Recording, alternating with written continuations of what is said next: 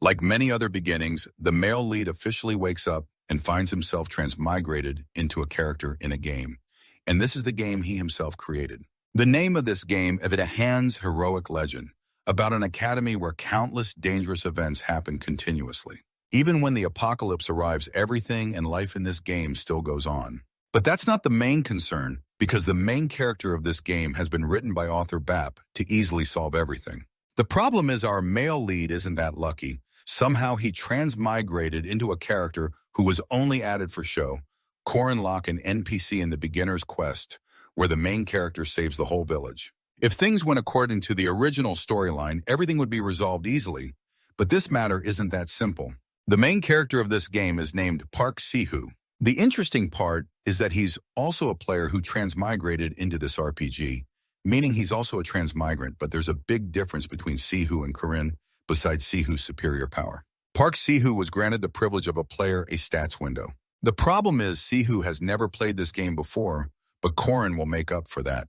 He has played through all the chapters of this game and knows every single path. You could say Corin is the expert of A Hand's Heroic Legend. Having him as a strategist by Sihu's side is a 3-generation blessing. Corin has all the game information, Sihu has the stats window and player system. And so the two of them work together, supporting each other through every stage. They saved many people, achieved many accomplishments, and most importantly, stopped the apocalypse and returned to their real world. Corin thought everything would be perfect and go smoothly until the end. But no, it's never that simple. Everything has just begun. The only disappointment Corin feels is that this place is full of useless people, and to know why, you'll have to keep watching the next parts. It definitely won't disappoint anyone. The appeal of this game includes fantasy elements, along with diverse hero legends and fantasy dating. Basically, there's no romantic subplot involving Mengsu. If there's a female character, she's just added to the party during missions, then it's all men afterward. This is also something Corin would regret deeply later on. He should have realized something was off earlier, like when the Sword Emperor's granddaughter died on the way to the memorial, or the final boss of the first stage, Marietta, suddenly disappeared, along with countless other mysterious deaths and disappearances. These events were never part of the original game storyline. And most importantly, it's the way Park Sihu thinks the person who has always been by his side. Corin should have felt something was off and doubted Sihu's true personality, even just a little from the start.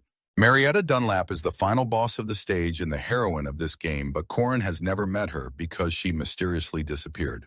But one day, Corin unexpectedly found a mysterious artifact, Marietta's magic staff, in a secret underground room belonging to Sihu. Not only that, this place also contains many mysterious artifacts of other heroines, like Alicia's Odachi Jaeger's rare hammer and Lack's rare spellbook. And the most terrifying thing is Marietta's corpse imprisoned in a glass chamber filled with red liquid. When Sihu realized he was discovered, he didn't seem worried. On the contrary, he revealed his terrifying, strange, true nature. Corin confronted Sihu, asking him to explain what was going on here. He calmly replied that Marietta was a high-level vampire anyway. Her blood is very valuable, so it can't be wasted. That's why Sihu captured her here to draw her blood. Thinking back, Corin realized he had drunk a small bottle of medicine given by Sihu that afternoon. Sihu said it was just a normal recovery potion, but Corin didn't realize it was actually blood taken from Marietta. Corin slumped down while Sihu's expression turned cold and terrifying. He had built this place a long time ago. Just the operation with Marietta took a whole month. Sihu does all this just to finish the storyline faster. He criticizes Corin's playstyle as boring and tedious, so he just wants to wipe out all these NPCs quickly. Actually, Sihu isn't the rookie player he claimed to be from the start. Not only is he not a newbie, but he's also a seasoned veteran in this game. To be exact, Sihu is the devil in this game with the total number of characters he's killed, just 3 more, and it'll reach 100,000. Corin feels disgusted by this bastard's name. He angrily lunges forward and grabs Sihu by the collar. Sihu doesn't resist, but calmly says these guys are just NPCs in the game. Nothing real, so there's no need to get so worked up. Corin feels helpless, now truly disappointed, not knowing what to do anymore. He slips his hand inside Sihu's shirt, questioning why he's so obsessed with mission efficiency if he has the Odachi shard. After all, a mage doesn't need a knight's item, and those regular potions can easily be made through the system's window. Sihu sneers coldly now.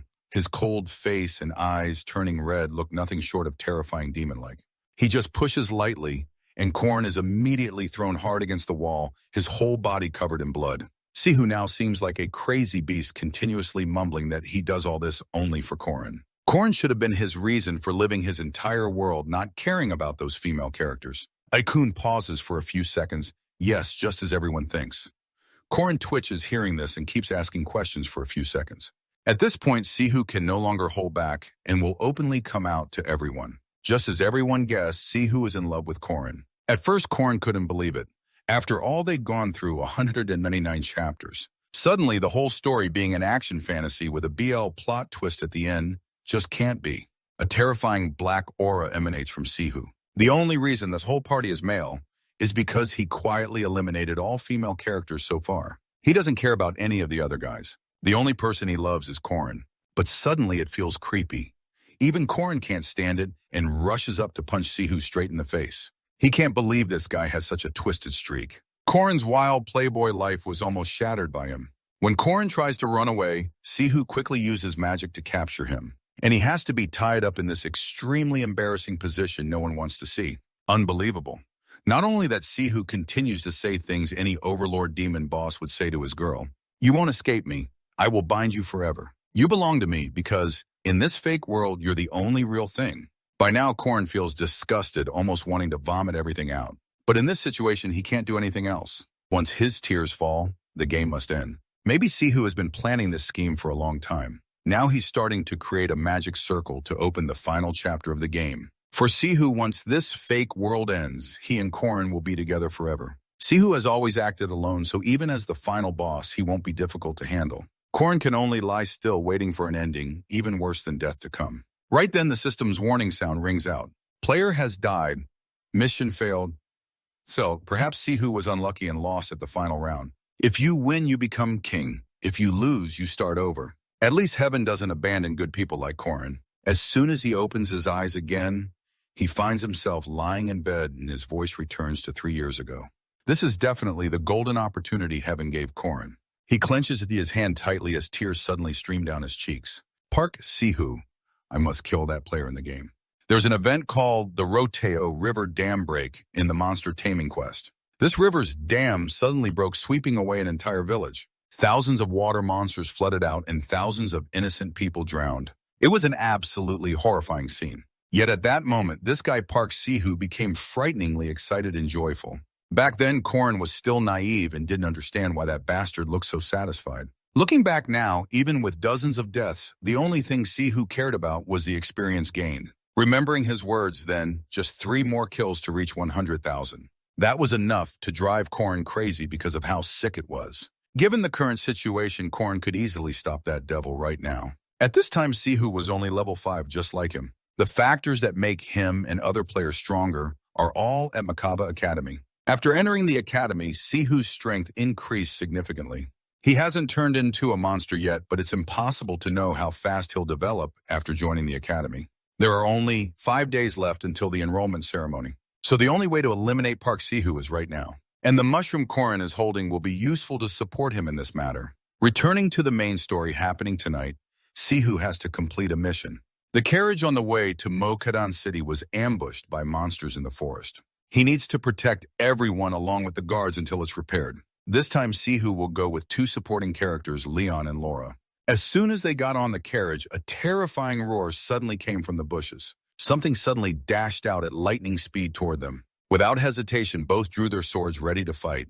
With that terrifying scream, the thing that just charged out was a level 2 werewolf monster. Korn, hiding nearby in the bushes, didn't expect everything to start happening so fast. Now, even if he wanted to go out to help or support them, he couldn't. If only he had time to prepare, he could have saved them. After distracting the monsters so the carriage and others could escape, Sihu immediately ran toward the werewolf. Korn also wanted to confirm before intervening whether this Park Sihu was truly the hero who would save the world or just a player like himself. Facing the werewolf, Sihu's face suddenly became frighteningly excited. Just then, an important female character wielding a sword suddenly appeared. She swung beautiful sword strike aimed right at the monster's neck. Unfortunately, it was blocked. This girl is the second daughter of the Aiden family, the wielder of Odachi, one of the 6 king swords. She's an influential member of the team, and her full name is Alyssa Aiden. Sihu was just waiting for this moment. He took out a hidden dagger and began approaching to strike. After all, he's still the same reckless Sihu from his previous life. Luckily, Elisa quickly noticed and dodged his move. Still shaken, Elisa asked him why he did that. Sihu claimed he slipped. Then the werewolf's growl brought her back to focus as she resumed fighting it. The dagger had been poisoned. Though it didn't land, it grazed Elisa. Some poison entered her body, but she could still fight normally. Probably because she's an important NPC in the story. The poison seemed to weaken Elisa during her fight with the monster. She tried to calm herself, took deep breaths, closed her eyes, and focused her strength. Then she unleashed Elisa's special move, the exquisite slash. Elisa immediately seemed revitalized. She charged quickly toward the monster. Sihu watched coldly. At this rate, Elisa alone could completely defeat this huge, ferocious werewolf. And of course, he wouldn't let it end peacefully like that. Sihu grabbed the dagger from before and threw it at Elisa. This time it definitely wasn't an accident. Luckily, Elisa was quick-witted enough to dodge it. But in reality, that knife was just bait to distract. While she wasn't paying attention, Elisa didn't realize she had gotten close to the monster's mouth. She quickly pulled out the knife and stabbed it once in the head to finish it off. But she ended up getting pierced by a fang inside the werewolf's mouth. Elisa fell and rolled onto the ground. Sihu seized the opportunity to snatch the odachi from her. He happily fondled the sword, his face turning cold and merciless. Killing NPCs gives experience, right? Elisa lay on the ground completely drained of strength. You could say she was on the verge of death. In her eyes, the person in front of her was nothing but a cruel demon. Seeing this right before dying would be the ultimate misfortune. Suddenly, a bag full of yellow powder flew into Sihu's face. It stuck all over his face and body. Everyone knew who had thrown that bag at Sihu, standing there flustered and angry, trying to find the one who dared to throw stuff at him. At that moment, a horde of monsters was charging toward him. That yellow powder was Topanix mushrooms. They are monsters' favorite food and are covered in a thick layer of spores. So now in the monster's eyes, Park Sihu was like a fresh piece of meat, covered in a special sauce. While he was busy struggling with those forest monsters, Korn quickly stepped out and dragged Elisa into a corner. Luckily, she was still breathing. Looking at the werewolf in front of him, an idea suddenly came to Korn. He approached and broke off one of its fangs. At that moment, Sihu suddenly appeared behind Korn. It seemed he had finished dealing with those monsters. Korn calmly stood up and killed 3 horned rats in the blink of an eye. "Odachi, huh?" The voice surprised Sihu. Korn noticed Sihu's alertness and asked how he managed to get here. Was this bastard the one who lost his memory before? Korn wondered silently, holding the knife and smirking. If that's the case, even better. He said, "You'll end up hurting yourself if you keep holding the sword like that." Sihu froze and blurted out, "What?" Taking advantage of his daze, Korn lunged forward, grabbed some powder, and threw it straight into Sihu's face. Sihu couldn't react in time and angrily cursed, "You bastard!" He swung his sword with closed eyes, yelling, "Die!" Korn easily dodged the strike and had time to assess the situation. This guy's sword swings are clumsy but fast. Still, Park Sihu was physically stronger than him. Korn ducked low to avoid a strike and gritted his teeth, deciding to take the risk. No other choice. Korn swung the sharp fang towards Sihu, who panicked and dodged. At this point, Korn was almost out of his mind, continuously attacking without pause. That's right, this fang could pierce his neck and kill him. Dodge it! Sihu focused solely on the fang in Korn's hand. He kept blocking the attacks with his sword, but suddenly Korn threw a dagger from the other hand without warning. Sihu's eyes widened, but his hands were busy blocking, so he could only stand there and watch. The dagger plunged deep into Sihu's shoulder. Sihu screamed in pain, his face turning pale. His eyes were filled with fear tears ready to fall at any moment.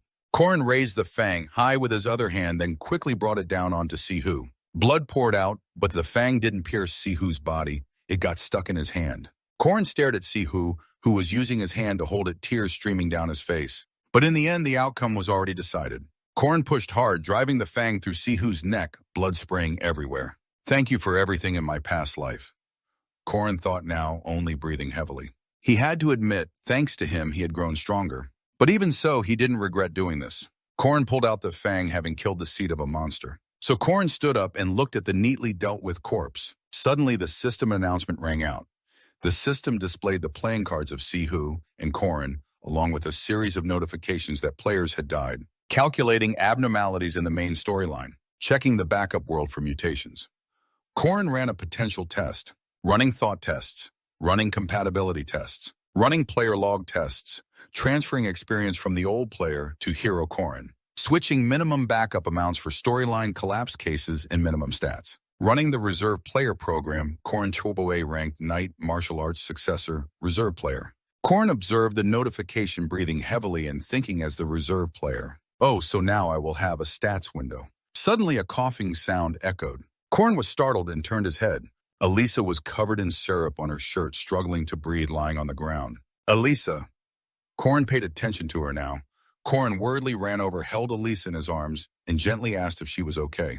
It hurts. Elisa painfully tried to respond. I can't see anything. Korin sighed in relief. At least she still had the strength to speak. Korin continued to ask if she felt dizzy or couldn't smell anything right. Is your ear ringing? Elisa closed her eyes, slurring her words. How do you know? Korin looked at her and noticed these symptoms seemed to be caused by the poison of the dart frog. Korin thought for a moment and said only in the tutorial chapter, lacking a stats window, makes it very difficult to create this poison. If this poison had been made at a slightly higher level, she would already be dead. Korin looked at the fang embedded in Alyssa's hip and hurriedly removed his belt to find a way to save her. Even though the werewolf fang was still stuck in her body and she was still in critical condition, he had to quickly stop the bleeding and detoxify. Korin used the belt, turned Elisa over, wrapped it around her arm, and tightened it. The sudden pain made Elisa cry out. Korin tried to reassure her, it's okay. I'm an expert in stopping bleeding and detoxifying, don't worry. He glanced around, worried that if she bit her tongue, it would be dangerous. Korin's gaze stopped at Sihu's arm lying dead on one side. He hesitated for a moment, then pulled Sihu's arm over and placed it in front of Alyssa's mouth, telling her to bite it. Confident in his decision, he began to take off his shirt and said it would hurt a lot. Just bite hard with all your strength. It felt like going back 3 years, but this time he did not hesitate. Korin thought as he pulled the fang from Alyssa's hip. He pulled the fang out forcefully. In the quiet forest, painful screams echoed continuously. Those who died in his past life were still alive. Saving one person was enough. Elisa was successfully given first aid but still lay unconscious on the ground. After a while, Korin designed a simple pot to boil over a flickering flame. He watched Elisa lying behind while guarding the pot and comforted her. Hang in there. I'm brewing the antidote, don't worry. Humans aren't that easy to die. Elisa closed her eyes and mumbled benefactor. She weakly whispered, please tell me your name. Korin placed a wet towel on Elisa's forehead and gently replied, no need to know. Elisa was stunned. What Korin reminded her not to overthink it and to rest. When the medicine is ready, I will wake you up. From now on, I have to operate in the shadows, so the fewer people who know about me, the better. Korin used a small stick to draw a circle on the ground, thinking by himself about the storyline situation of the legendary hero of Ahan.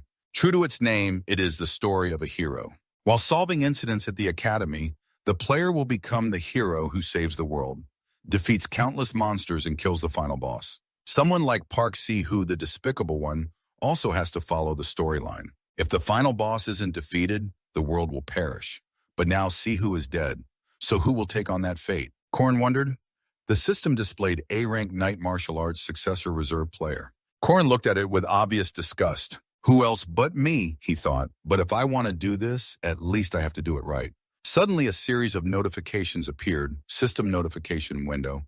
You are not authorized to access. Korin sat still, pondering that he became a substitute player, but was not allowed to use the support devices meant for players. I was so eager and looking forward to it, but it turned out like this. By the flickering firelight, only Korin remained. The tall young man muttered to himself that it would be really hard to accomplish anything in the future. Just memories from a past life weren't enough. I had to use external elements outside the system to help complete this. After 3 years of training, Korin was no longer just an heir or a backup.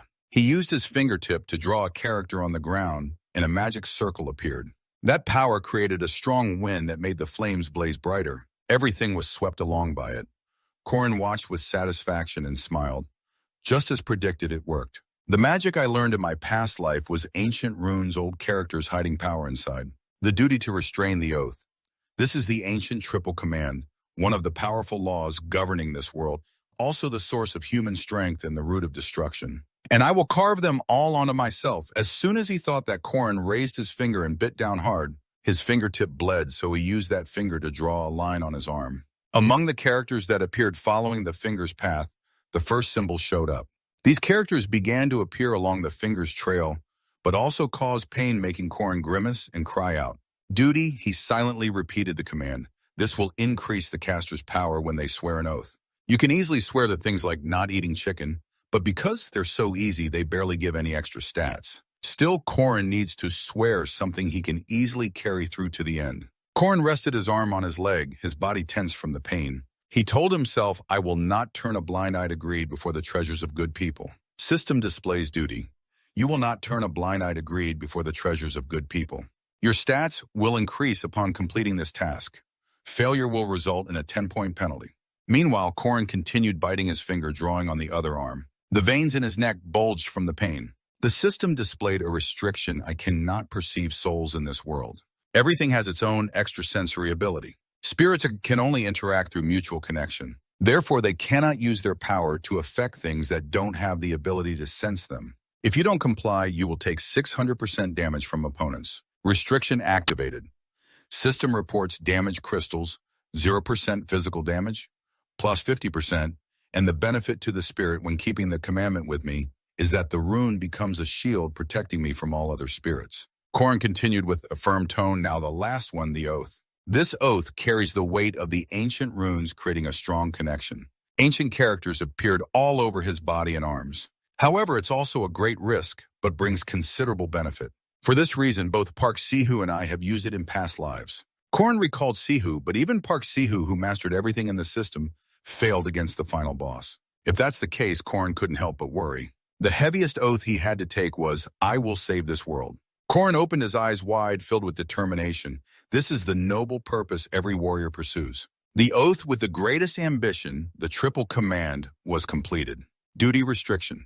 The oath and all commandments will apply to the substitute player. System reports failure to uphold the oath will result in inevitable death. At this moment, Korin's body underwent a strange change. His eyes glowed red and he screamed in pain. Elisa suddenly opened her eyes wide, then felt pain from a wound on her side, making her grimace. At this time, she was lying on a bed properly covered with a blanket. She sat up abruptly, but immediately felt pain from the wound. A nurse entered and asked, you're awake. How do you feel, Elisa asked.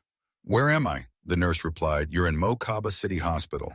Elisa wondered who brought her here. The nurse smiled and answered, your relatives just left. Elisa was surprised they just left. The nurse warned with concern, you still can't move yet.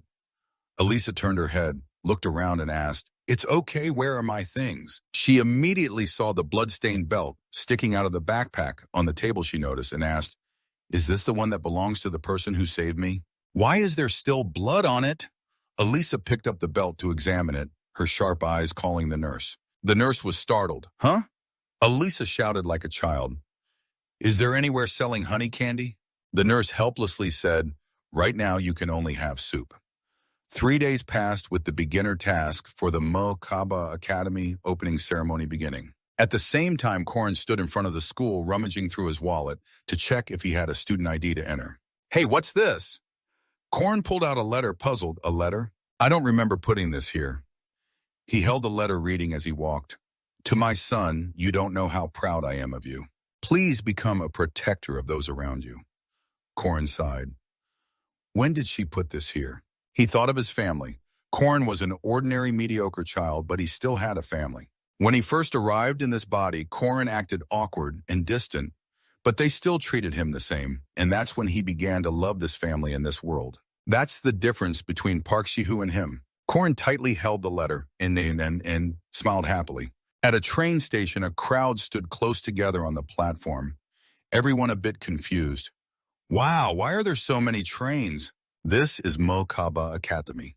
A beautiful girl with blue hair, wearing a hat with a flower, approached and smiled. Hello, new students gather here. She came close to Korin and greeted him. Are you a new student too? Korin nervously introduced himself. I'm Korin. The girl exclaimed, wow, you're really tall. You must eat a lot. She enthusiastically held out a potato. Do you want a potato? Korin was a little surprised. Potato? Finally, the train started moving. The girl stood on the train, introducing as she went. That's the construction building where magic students gather and study. She continued, pointing to nearby areas. That's Mariette, a second-year student head of Mokaba Academy, loved by everyone with a bright future. Mariette radiated the energy of a leader, but was very approachable. That's the fitness training room where they lend out many weapons. Very good, she added. Mariette paused, then continued. In life, you'll face many unexpected misfortunes, and in the future, Mariette will face a very big misfortune. She is the final boss. Once the train stopped, Mariette reminded, "All right, when you get off, each person takes one potato and one sweet potato." She didn't get off with everyone, but held onto a pole waving and saying, "Good luck, see you later." Mokaba Academy is free, a vast academy gathering outstanding young faces. When Korn stepped in and noticed the expansion of magic had begun suddenly while standing in the crowd, the lights in the building went out, causing everyone to panic. "What's happening?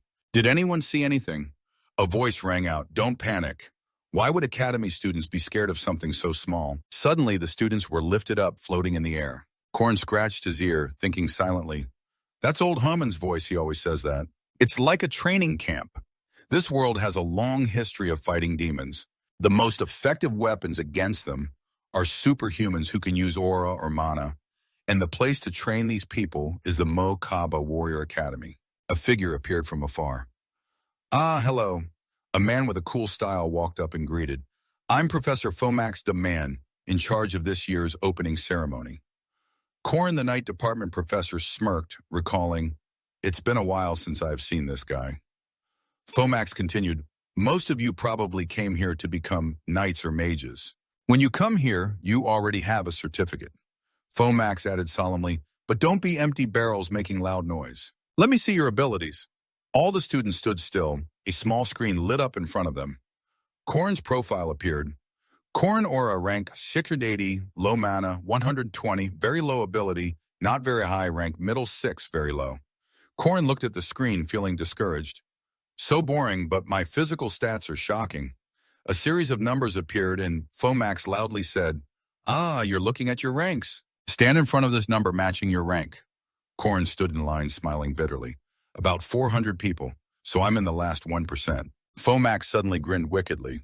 "Good luck." The students lined up in rows, beginning to search for their own numbers. A strange voice sounded while observing the students through a crystal ball. This person remarked that this year's batch has a lot of hidden talent, oh hum. A blonde girl with glasses said, "No need to measure the first and second ranked students. Wait until we finish evaluating the others." A list of high-ranking students was called out. Second-ranked granddaughter of sword genius Alyssa Priest of Avelo Wenyun, mercenary of Swordmaster Drayon Golem engineer Grinnell. And the sole first-ranked student, a girl dressed in plain clothes with a gloomy aura, Thien Dashwa Warren, a black-haired girl with captivating red pupils. The blonde girl continued observing through the crystal ball and added, "That kid actually enrolled. What is the principal thinking?" A man rubbed his chin and asked, "Do we need to check on the 6th-ranked student?" "5th rank doesn't look good at all. Just eliminate the 6th rank straight away." The girl with glasses holding the ROI spoke in a threatening tone, making the man break out in a cold sweat. The principal said, "All students have the right to study. Would you dare go against that?" The man snapped his fingers. "Then let's begin." Suddenly, a metal weapon locker dropped forcefully in front of Korn. Korn observed and wondered, "Is this a weapons locker?" A voice announced, "Monsters will swarm in 30 minutes. Please try to eliminate as many monsters as possible. This is a test. Putting oneself in an empty place and forced to fight monsters. Depending on the level," Korn clicked. His tongue 4th year is really tough. The countdown began. Korn approached the locker and opened it to see. Most 5th or 6th year students wouldn't think twice and would just grab whatever they wanted, and most would choose a sword. Korn touched the sword inside the locker. "In my past life, I did the same." As time ran out, some beasts started to appear, shorthound monsters, 5th rank monsters. Kurin held the sword and tried slashing a few times and commented, "Ah, swords look cool, but they say it takes 100 days to master a spear, 1,000 days for a blade, and 10,000 days for a sword. The answer after some time is spear." Kurin used his strength to throw the weapon at the beasts. Sure enough, the spear pierced straight through the monster's head. The illusion faded. Kurin laughed and apologized as the wolves charged forward. In fear, Kurin continued a fierce strike, and the last 2 remaining wolves were finally defeated. Kurin said, "But I have." Kurin laughed confidently. "Too much experience killing you guys." Kurin pulled the spear out of the fallen monster and said, "Let's see, 20 seconds is still a bit long." He thought to himself, "In my past life, I couldn't even kill these hounds and got wiped out, but this time it's different." Kurin was extremely confident about one thing: "I will kill them all until I reach the next rank." Then he spoke again. "All right, bring in the next wave." 5 minutes have passed, but there's nothing around. Even he remained silent, a puzzled look appearing with sweat on his forehead. wondering why nothing is happening. Is the system broken?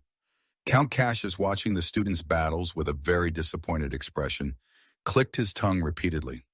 If they can't even kill those, what else can they do? Back in the day, I could kill 5th-rank monsters in just 1 minute and 22 seconds. He glanced at another screen and complained nonstop.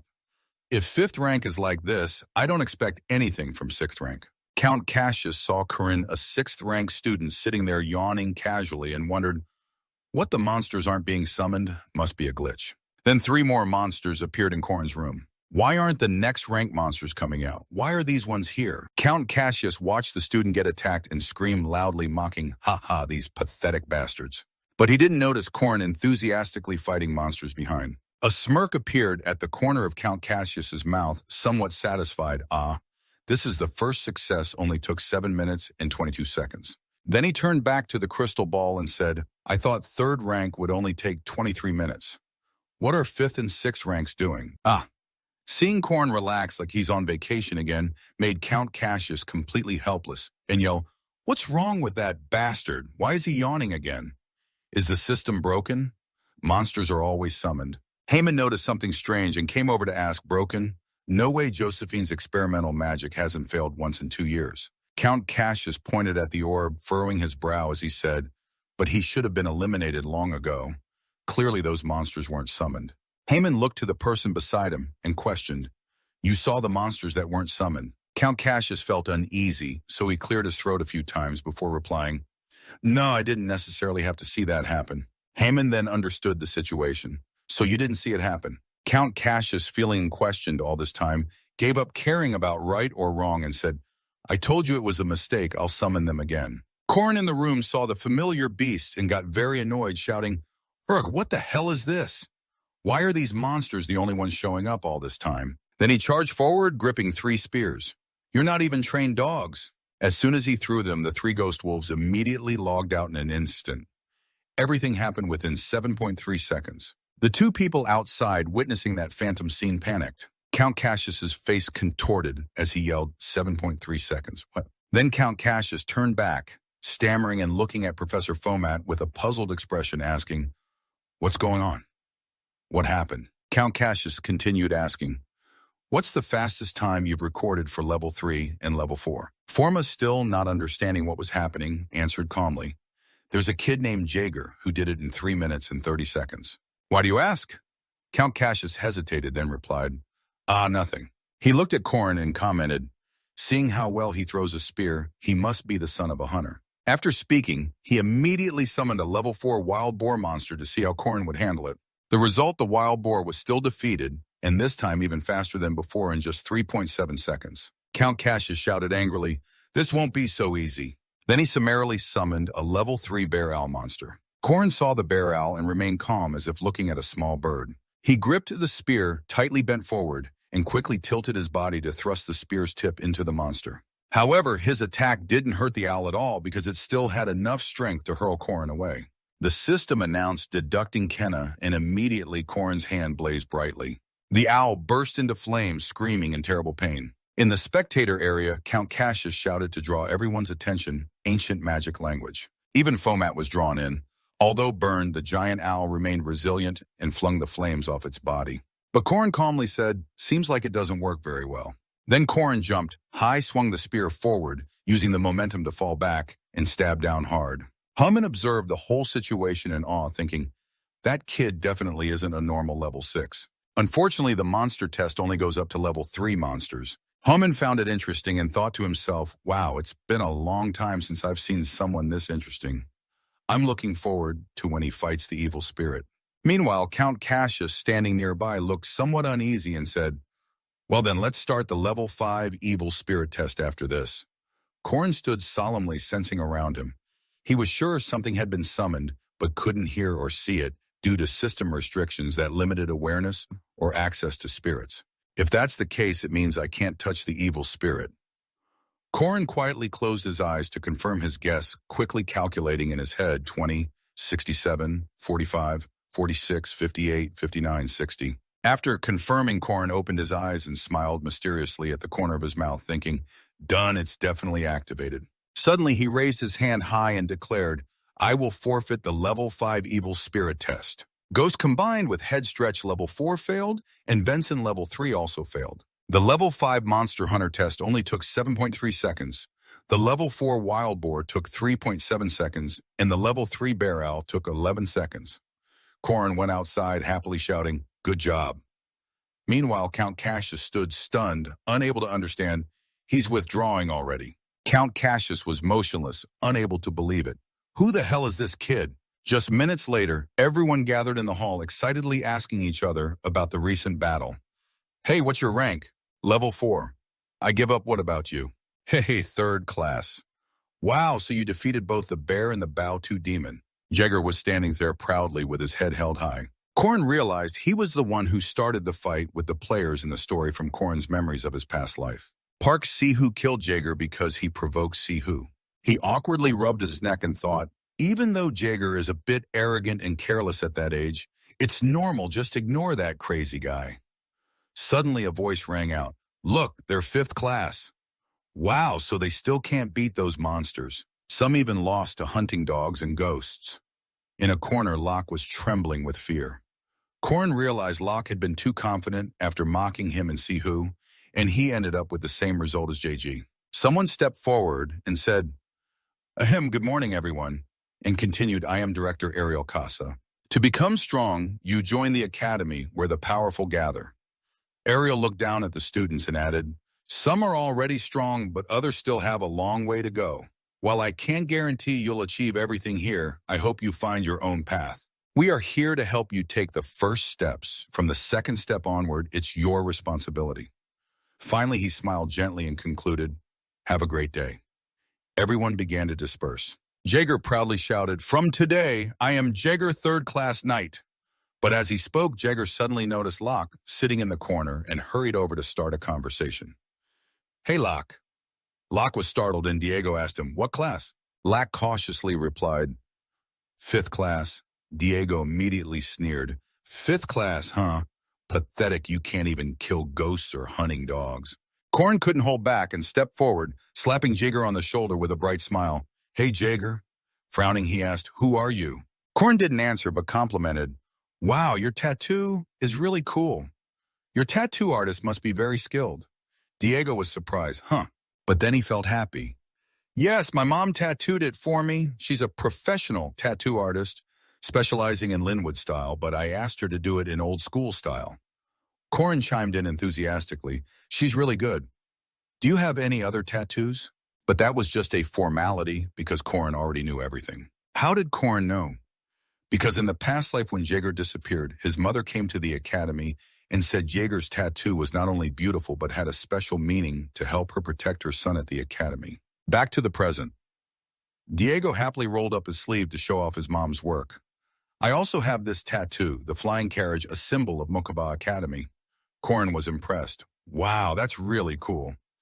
After chatting for a while, Corin introduced himself. "I'm Corin."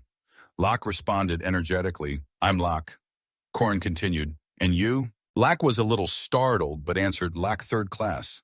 They kept chatting enthusiastically, unaware that from afar a pair of eyes were watching them. From a distance, Elisa watched them with a warm smile, noticing that Corin had saved her bullied friend, which was wonderful. Corin's fresh and friendly demeanor made Elisa think he might be a good person. Back to Corin, he told himself that was how he left a good impression on Locke, who had a good memory. Corin's lips curved into a tight smile he found at his free skill book. While Corin was grinning slyly, Alyssa was blinded by the love demon feeling that his smile was cute and curious to know what kind of person he was. A large part of Mokaba's facilities are free. Coffee here is cheaper than outside, and dormitories are also free. Among them, the most highly rated facility is the training room, which is spacious, modern, and equipped with advanced devices. Corin was practicing spear use, spinning around to prepare a skillful strike. The simple reason is that when using this room, training exercises that seemed impossible become feasible, like fighting a spirit that you cannot see. Corin used all his strength to throw countless strikes into the empty space before him. Outside, 2 people were standing watching and chatting. One said, "Look, that freshman is training with a spirit." They continued discussing. "Usually you only start training with spirits in the 2nd term, but this kid must have heard rumors and started early." Who hears rumors even second-year students can't catch the wind-type spirits? Suddenly, the spirit knocked Korn back, causing him to crash into the wall. The group outside laughed mockingly. "Look at that, thinking you're strong, huh, kid?" Korn panted after training, wondering if it was still too much for him. Haman, standing behind, stepped forward and asked, "So you're a freshman?" Korn was a bit startled. "Ah!" Korn politely replied, "Hello, coach." Haman wondered, "Why are you fighting a spirit?" "You answered, to practice spear techniques." Haman probed, "Are you confident you can do it?" Korn firmly confirmed that he would succeed. Although outwardly calm in response, Korn was still very cautious deep down. "Why did he suddenly approach me like that? Is there something wrong with the test cards?" Haman's eyes were sharp, as if trying to pierce through the other person. Then finally, Haman broke into a bright smile and praised Good Spirit Coach.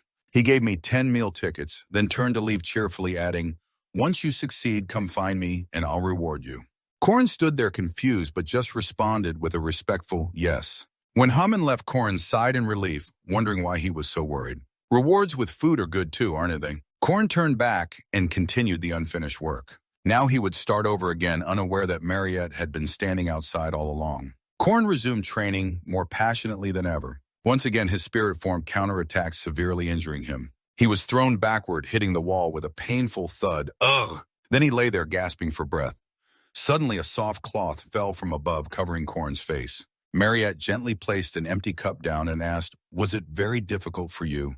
Korn still lay on the ground and replied, "Yes, very tiring." Mariette used her power to create a flow of cool water. "Rest now, you've been very diligent." Then Mariette brought the cup of water to Corinne and gently said, "You just need to get more familiar. One day you'll succeed, won't you? Try again next time." Korn reached out to take the water, but inwardly denied, "No, there won't be a next time, though. Surely there will be 1 or 2 years from now." Before, with Paxi Hu, we had the player window drugs and skill books. But now Paxi Hu is no longer here. I killed him, so now I have to do everything by myself. Thinking of that, Korn spoke up, "Thank you, sister. I will give up." That statement left Mariette a bit stunned. After saying that, Korn immediately stood up, full of determination, firmly telling himself he must become the strongest. Then he continued to fight against his own spirit form. "First, I have to identify my own limits. It might be a bit much, but I have to check. Now my power compared to the past, strike by strike." Korn launched them with extreme precision and force. Finally, he defeated his spirit form with the spear tip he had put so much effort into. Korn exhaled deeply, clearly, knowing one thing: he didn't have a strong body, nor strong mana or aura. Information about Paxi Hu and the future was useless when facing monsters and these geniuses. But to fight monsters and geniuses, he only had one path: to work harder than anyone else. That was his only option. Breaking free from that thought, Korn gripped his weapon tightly and continued training. His eyes filled with determination, refusing to yield. The past 3 years would not betray him. Korn launched a sudden attack. He threw the spear high. Mariette watched in surprise, thinking, "He's throwing the spear away and giving up, isn't he?" But in an instant, Korn caught it and gripped the spear tightly. Only then did Mariette realize the young man's intention. He wasn't shooting and hitting, he was catching it. Opposite Corinne, he leaned back, his strong hand reaching straight forward, then changing direction to push the other shoulder up. The arm holding the spear also advanced. He threw the spear straight through the spirit form. It created a huge explosion above space, blazing like outer space, making Mariette look up in awe. Strong and excellent, those words didn't fit him at all. Mariette was so amazed she was speechless. Deep inside, Goa admired with shining eyes, looking at Korn's proud spirit, but unable to help but praise him. He's amazing. But after just 3 seconds of impressiveness, Korn fell freely to the ground. Mariette panicked. "Are you okay?" Mariette's scream didn't wake Korn because he was still lying motionless on the ground. "I've overexerted myself," he thought. The spear beside him also broke after that strike.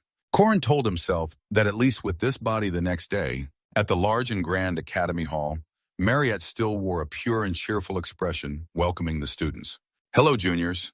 Today I will introduce the school's facilities to you all. This is the pride of our school." Mariette was speaking, but Korn wasn't paying much attention.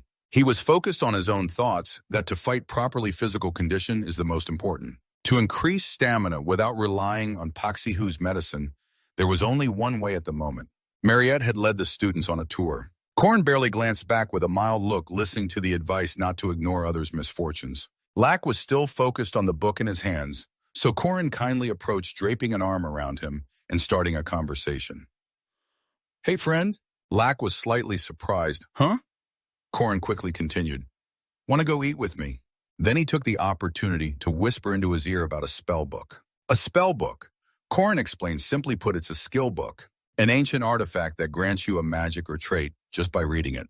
The Mokaba Academy library is as large as the entire academy, storing and passing knowledge to the next generation. Actually, this place is not just a simple library, but also a hiding place for spell books. The two went inside to search for those books. Corin laughed. "If you hide a tree, you have to hide it in the forest, right?" Lack frowned seriously. "Uh-huh, you have to keep your promise." Corin confidently replied, "Of course, as long as you meet the conditions, you'll get the spell book." He thought to himself, Lack is very diligent, a model student from his family. He memorizes all kinds of magic and writes them down in his notebook. Still, no matter how many spells there are, using them all is very difficult. If your level and mana are too low, good theory won't help at all. At that moment, a few books fell at Corin's feet, catching Lack's attention. But a spell book is a different matter. ABCD. Lack broke out in a sweat, warning, "Don't mess around anymore." Just thinking about that, Corin opened a mysterious passage behind the tall bookshelf. Lack was extremely amazed, exclaiming, "A secret door, how did you find it?" Corin didn't answer directly, just urged, "Come on." Lack called out from behind, "Wait for me. Let's go together." Lack followed behind with a sharp gaze and a panicked mind. "So scary," Corin quietly called Lack. Lack was startled. "Huh?" Corin seriously said, "It's time for you to keep your promise. You have to do well." Lack immediately resolutely grabbed Corin's hand firmly. "All right, you want me to help fight against the evil spirit, right? But what exactly do I have to do?" Before he could finish, Lack was punched hard by Corin, making his cheek numb. Seeing his opponent collapse, Corin smirked proudly. "Heh, let's get started." Lack lay flat on the ground. Corin thought to himself, "Even though I came here to rescue Lack and complete a special mission, if I catch the evil spirit here, I could get the hidden fragment I want." However, his eyes glanced to the side. A small problem appeared behind him when a tall and fierce figure emerged, Duke Sebastian, a mutant evil spirit. It could be confirmed this was an impossible mission. Corin rested his chin on his hand, bored, wondering why he couldn't catch a normal one, but had to face a mutant evil spirit. Sebastian's eyes glowed red, and his whole body radiated a terrifying killing intent that wanted to dominate everything. The attack from the former Southern commander 800 years ago caused most players to die right after the mission started. But facing those magical orbs, Corin remained very calm. "Of course, I'm not one of them." His unusual calmness made him stand boldly before a fierce beast. The system notified a restriction. Sebastian's soul could not be seen. Sebastian continued striking at Corin, who thought, "The Duke's attacks don't affect me." He even calmly scratched his ear and wondered, "Is something wrong?" "The problem is, I can't see him either." Corin spoke up. "Duke Sebastian, sorry, but I don't see you anywhere." Then he lifted Lack up and suggested, "You two should possess this guy's body. In this world, there are many different elements, including ones that turn ordinary people into half-humans, like vampires or werewolves." One day, Duke Sebastian awakened as a vampire and killed his servant. Although he tried to control his vampire instincts, he couldn't succeed and feared he would kill his wife and daughter. So the Duke had to move the entire family elsewhere and sealed the castle gates to prevent a massacre. He used magic to seal himself inside a book, which is the magical book in this library. After being possessed, Lack's whole body erupted with a blood-red magical aura. His eyes became terrifying with elongated fangs, and he howled like a fierce wolf. Sebastian and Lack's body lunged forward, trying to bite Corin. Corin couldn't help but exclaim, "Going straight for me, huh? Is it because he's a vampire triggered by something and suddenly went crazy?" Still, he remained calm and analyzed the reason. "The second reason I chose Lack is that when he is possessed by an evil spirit like Duke Sebastian, he can unleash his hidden potential to the fullest." Sebastian and Lack's body jumped high, preparing to deliver a decisive blow downward. Remembering in a Han's hero legend, his physical strength stat was the lowest. Corin immediately punched, causing Sebastian to hit his face hard on the ground. After hitting him, Corin thought about how much he cared for Lack, but this was the best strategy to complete the mission. He told himself, "All right, if I kill Lack while his soul is possessed, I might get the highest level item, like the Duke's cloak or vampire armor." These items were once used by Park Shi-hoo and play an important role in future events. Corin's lips curled into a smug smile, then suddenly asked, "Aren't you curious about your wife, Duke Luina, and your daughter, Duke Cecilia?" He sat down and chatted warmly. "How have they been living since you were sealed away?" Then I told the Duke about what had happened. How your wife passed away after leaving the castle, and how your daughter became such a talented person, how she traveled around the world. Corin looked at the Duke sincerely. I don't like how Park does things, but as Corin, someone who also has a family I love in this world. After finishing, Corin asked, what do you think? Are you satisfied with my answer? I want this poor soul to die with dignity even more. Sebastian's tears slowly fell. The feelings a man had never expressed finally came to light. Sebastian gently wiped his tears. His voice softened. Sorry for barging in on you. Thank you for helping me.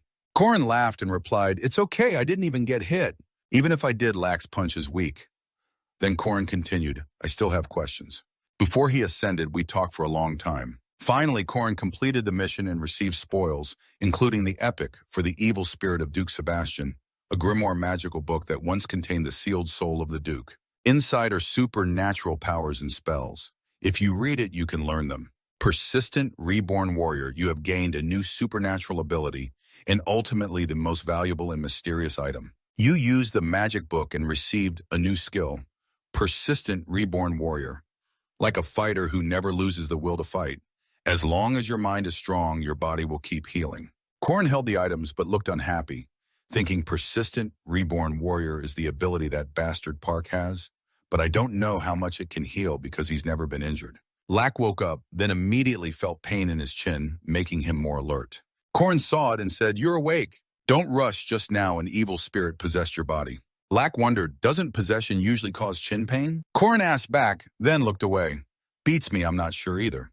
Then you gently took a blue book and handed it to Lack. Don't say anything, just take this. Lack held his face in confusion. Is this a magic book? For the final reason I chose Lack.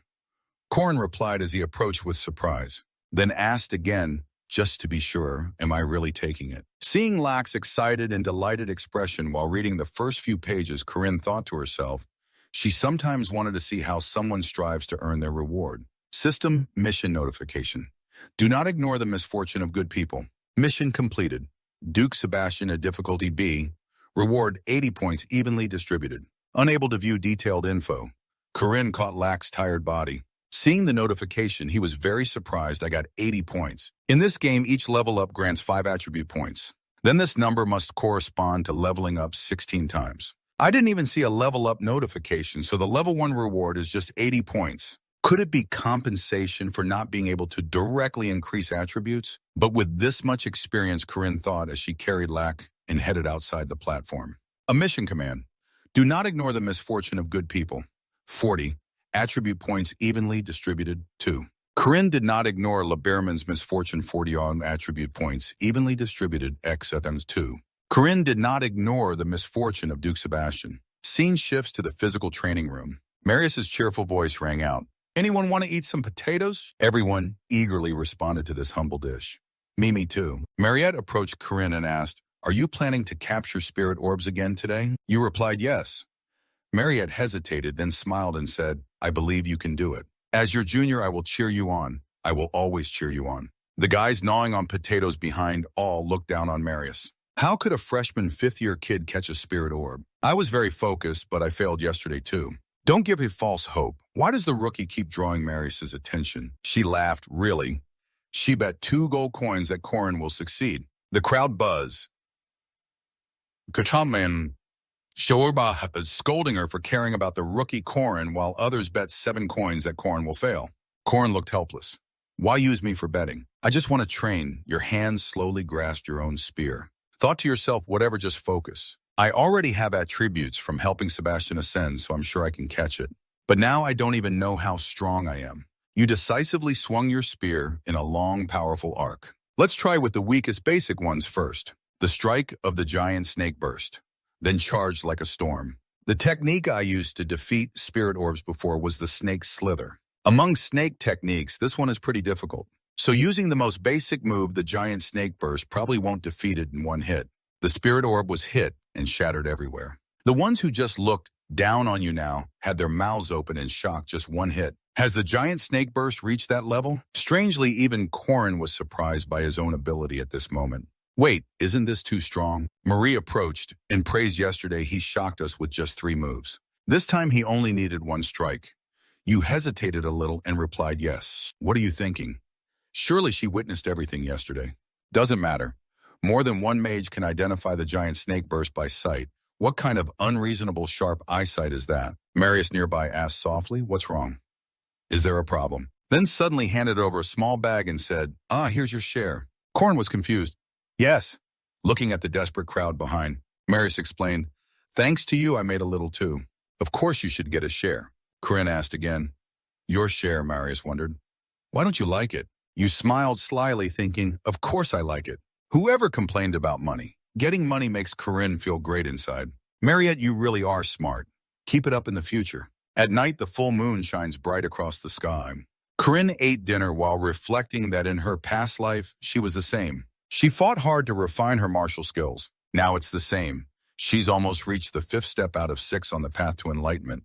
You keep eating one pastry after another. The road is long, but my spear techniques are improving faster than expected. So I'm not that worried. The problem is the ancient magic. Korn was drawing some symbol when the system popped up, Hagalus, you lack mana. He thought to himself that in his past life, he couldn't fully master it because ancient magic requires a huge amount of mana. If I could master it, I'd definitely be much stronger than before. I should think carefully. Suddenly a voice called out, you. Korn froze. No matter how much I refine my spear skills and master ancient magic, that bastard I can't defeat is already at this academy. The only woman even Park Shi-Hu couldn't kill, one of the strongest forces in the legendary heroes of Ahan. The notorious balance breaker. The one sitting there was a girl known as the extraordinary Yaksha Warren. He was very curious why she suddenly appeared here and was even talking to him. Didn't know the reason, but just ignore her and move on. I can't deal with this ticking bomb. Warren spoke, but her words were fragmented and hard to understand. You've been merged. Warren's eyes were icy cold. Her voice slowed down and echoed evenly. I don't think you are the master of that body. Korn froze, sweating profusely like he was showering. Huh. He wondered how she knew he had possessed this body. His eyes widened, pupils contracted, confirming what Warren had just said. Warren sat silently, thinking deeply. It seemed that her existence, a body carrying 2 souls, one human and one demon beast, was a paradox. It said those standing on the boundary between life and death with yin-yang eyes can see the colors of souls. Her failure to realize this might be the strangest thing of all. Korn's sharp gaze followed her closely. Suddenly, Warren asked, how does it feel to crush and swallow the original soul? Korn calmly crossed his arms and replied, I don't know. Warren was surprised and questioned what, and she wondered if she was really Corinne or not, or just another version in assimilated memory. If so, then who was the one attending the boys' high school, the boys' graduate school, majoring in military dynamics? The image of Corinne lying on the water's surface, her dreamy gaze into the distance, appeared again in her mind. He thought it was all pointless, but Warren did not. She said seriously, because that body is truly the original. The real owner of that body is not you. You are just a usurper. You have no right to control this body. Each word from Warren pierced a little-known truth. Suddenly, Corinne told an unrelated story. Near my hometown, there's a guy who turns into the Hulk whenever he gets angry. His name is Brooks. Do you know him? Warren looked slightly confused and asked Brooks what. Corinne laughed childishly, acting like a kid. The funny thing is how these 2 opposite personalities hate each other. Isn't that interesting? They're both good at different things. Warren still didn't understand and sat silently for a long while. Then Corinne got serious. What I mean is whether it's the original soul or the newly formed one, both have their own personalities, and that's how they coexist. The corner of Corinne's mouth curved into a gentle smile, her words soft and natural. Whether we want it or not, we were born in one body, and no one is guilty when they are born. Warren was silent, as if held back by an invisible force. After a moment, as the wind blew by, Warren finally spoke. There are those born into this world already guilty. Corinne silently thought he understood the pain she had to bear when saying those words. Now you no longer hesitate, but decisively turn away, without forgetting to call back, see you. Warren remained silent, not bothering to look back at you. The next day, Corinne was walking down the road searching for something toward the south of the academy. The only reason you left the dorm before hearing the birds sing, signaling the weekend had arrived, was the mission board full of various commissions here to help you level up for the next main quest. You understood that this was necessary for your progress. However, your goal wasn't to level up, so it wasn't too important which mission you chose. You just wanted to experiment with something. Your eyes carefully studied the request papers on the board. Suddenly, you were drawn to the girl standing nearby. After all, why was she looking so closely? Seeing Alyssa's serious expression, Corinne thought to herself that she didn't really know much about Alyssa. In her past life, that bastard Park had killed her, and now her memories differed from what she had seen in the game. Thinking this, you called out, "Elisa." Hearing you, Elisa immediately bowed politely. "Ah, hello, miss." You asked curiously, "What's up?" "It's only the first week and you've already accepted a mission. Isn't it that if you're below level 2, there's no rush for achievements?" Elisa hesitated and replied, "Ah, because I need money." Corinne found it a bit strange and asked again, Isn't there quite a bit of activity funding support for level 2? Elisa, nearly in tears, explained sadly, "They said they won't grant me any because my family's income is in the top 10% of the kingdom." After understanding, Corinne felt a little embarrassed. "I see." She furrowed her brows thoughtfully. "That's right, it's like the scholarship system in Korea. People from wealthy families don't get activity support." Elisa continued in an even sadder tone. "My family follows a laissez-faire approach, so I have to earn my own living at the minimum level. No matter what I say, they won't listen." Hearing this, Corinne felt sorry for her. Her situation seemed quite complicated. You pointed at a paper on the board and said, "If you need money urgently, how about a patrol mission? It pays pretty well." Elisa excitedly exclaimed, "Ah, really?" Seizing the opportunity, Corinne said, "They'll accept up to 3 people. Do you want us to do it together?" Corinne straightforwardly replied, "No, I have other things to do." Without hesitation, you took a mission paper with a small cat drawn in brackets. This weekend, you would do the most valuable task to quickly increase your stats, and the first mission was to find a cat named Nabi, meaning you would go to the cat owner's house to accept the mission. Although the reward and experience points weren't high, that didn't matter. Your goal was to carry out the rescue commandment and return the cat Nabi to prevent it from being killed by sea monsters. In your imagination, you would have to face a terrifying monster to save the little cat, thereby preventing the owner's misfortune of losing a pet and falling into depression. Finally, upon finding the tiny kitten Anna, she was so happy she burst into tears, while the cat looked bewildered, not understanding anything. System notification. You have completed the duty, not indifferent to Anna's misfortune. Mark Milan difficulty. A reward of 5 points evenly distributed. Corinne laughed wildly with delight. As expected, the commandment works like that. Even small missions helped increase your stats a lot while Anna ran away scared. Maybe you were the one who made Anna cry, sobbing, "Mom, this person is so strange." Corinne continuously accepted missions to help the people and defeat evil. You kept thinking about the points. The points were just that then you accepted a mission to retrieve a lost ring.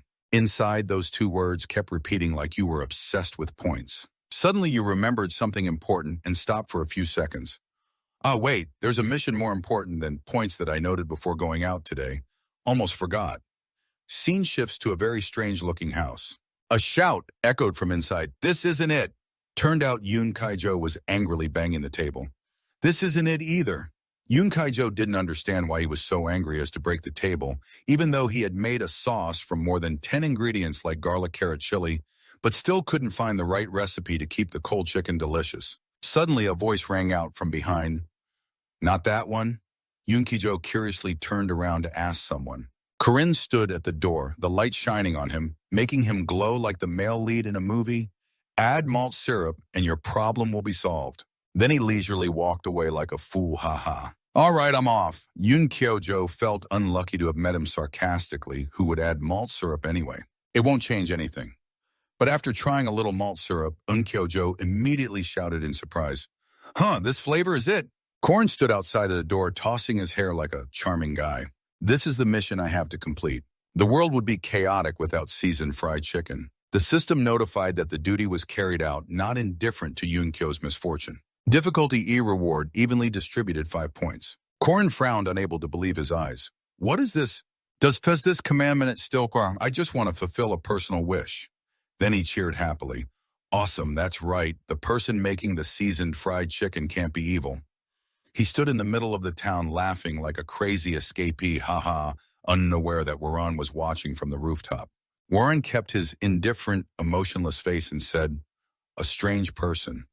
Professor Josephine suddenly appeared behind and said, "You're here. I let you be because you didn't leave the city, but at least you should have gotten a permit before going out."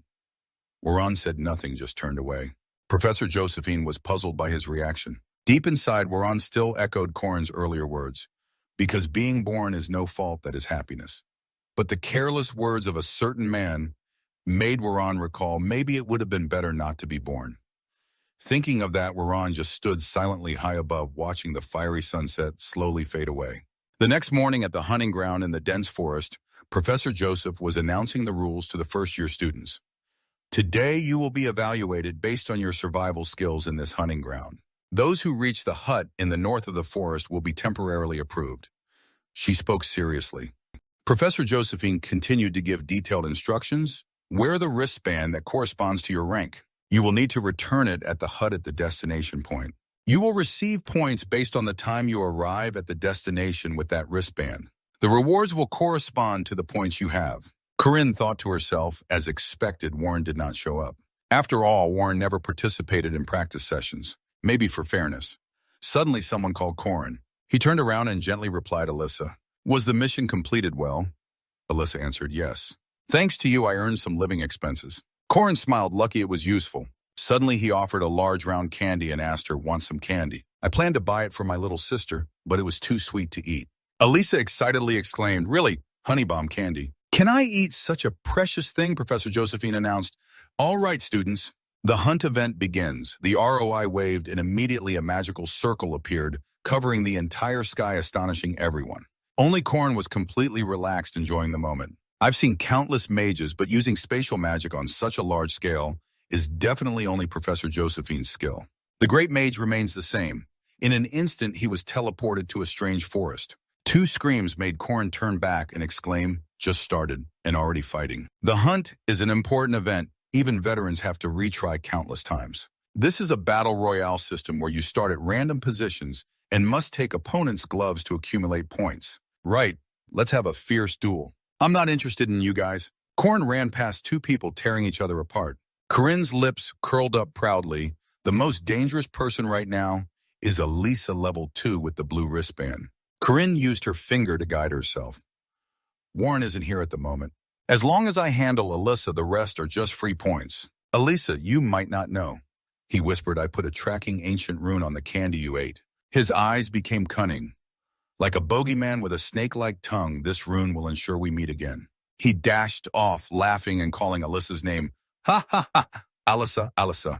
Professor Josephine spoke up here, Principal, I will also enter the forest. Though mages are stationed everywhere, better safe than sorry. Suddenly, Professor Josephine paused for a few seconds, then continued, wait a moment. Come to think of it, where is that child? Principal Ariel calmly replied, I didn't bring him. Professor Josephine asked in surprise, did he come on his own? Ariel answered, definitely. Corinne rushed forward fast while Warren chased closely behind. Ariel said, I think his heart has changed somehow. Warren's gaze became extremely terrifying, burning red like fire in the forest. At this moment, sounds of clashes and fighting echoed everywhere. Or catch Alyssa, someone shouted. Why are you acting like this? Aren't you ashamed? In the end, only Elisa stood tall, questioning. So many people attacked me alone, while the others were defeated but still tried to fight back. Cowardice truly is their specialty. Suddenly from behind, someone appeared out of nowhere intending to attack Alyssa. Hey, this monster, put your hands behind your back right now. But in an instant, a large rock flew and knocked that person away with a shout, oh, forgot. Only Corin stood far away with blood-red eyes full of killing intent. Elisa was very grateful. Corin, did you come to save me? Indeed, he's a good person. Corin suddenly said, Alyssa, you're beautiful. Elisa hesitated. Huh? Corin immediately attacked with a spear toward Elisa and shouted, I said the blue wristband is beautiful. Elisa continuously attacked, felt so frustrated she almost cried. Corin, I trusted you because you gave me candy. I thought you were a good person. Corin thought Alyssa is a level 2 knight and belongs to a pure martial arts school. Her special defense ability might not yet be in a state to use skillfully. In terms of combat capability, she is at intermediate level 2. So Corin sneered wickedly and said, you will become a good person when you hand over the armband to me. Although he is nothing compared to Elisa, a true genius, ranked in the top 1% of talent. Alyssa, who easily defeated 7 members of the high school student council and 4 others upon seeing Corin, a level 5 knight. Elisa immediately became cautious, of course. Until 30 seconds ago, she was fiercely blocking every powerful attack from him. What is this? He's too strong. Corin went mad with a murderous look and a crazed smile. He kept attacking while Elisa continuously closed the distance, very closely weaving and attacking from afar. He toyed with counterattacks and applied constant pressure, but that didn't mean there were no openings. His breathing changed strangely when switching between stabbing and slashing postures. If she could catch that gap, then Alyssa shouted and swung her sword straight ahead, but Corrin was unharmed and mocked relying only on talent without real combat won't get you anywhere. His spear struck hard against the opponent's sword. This move was meant to suppress Alyssa's momentum. Then Corrin pushed Alyssa's sword down to the ground. He stabbed straight at her. He looked at his opponent like she was a fat prey.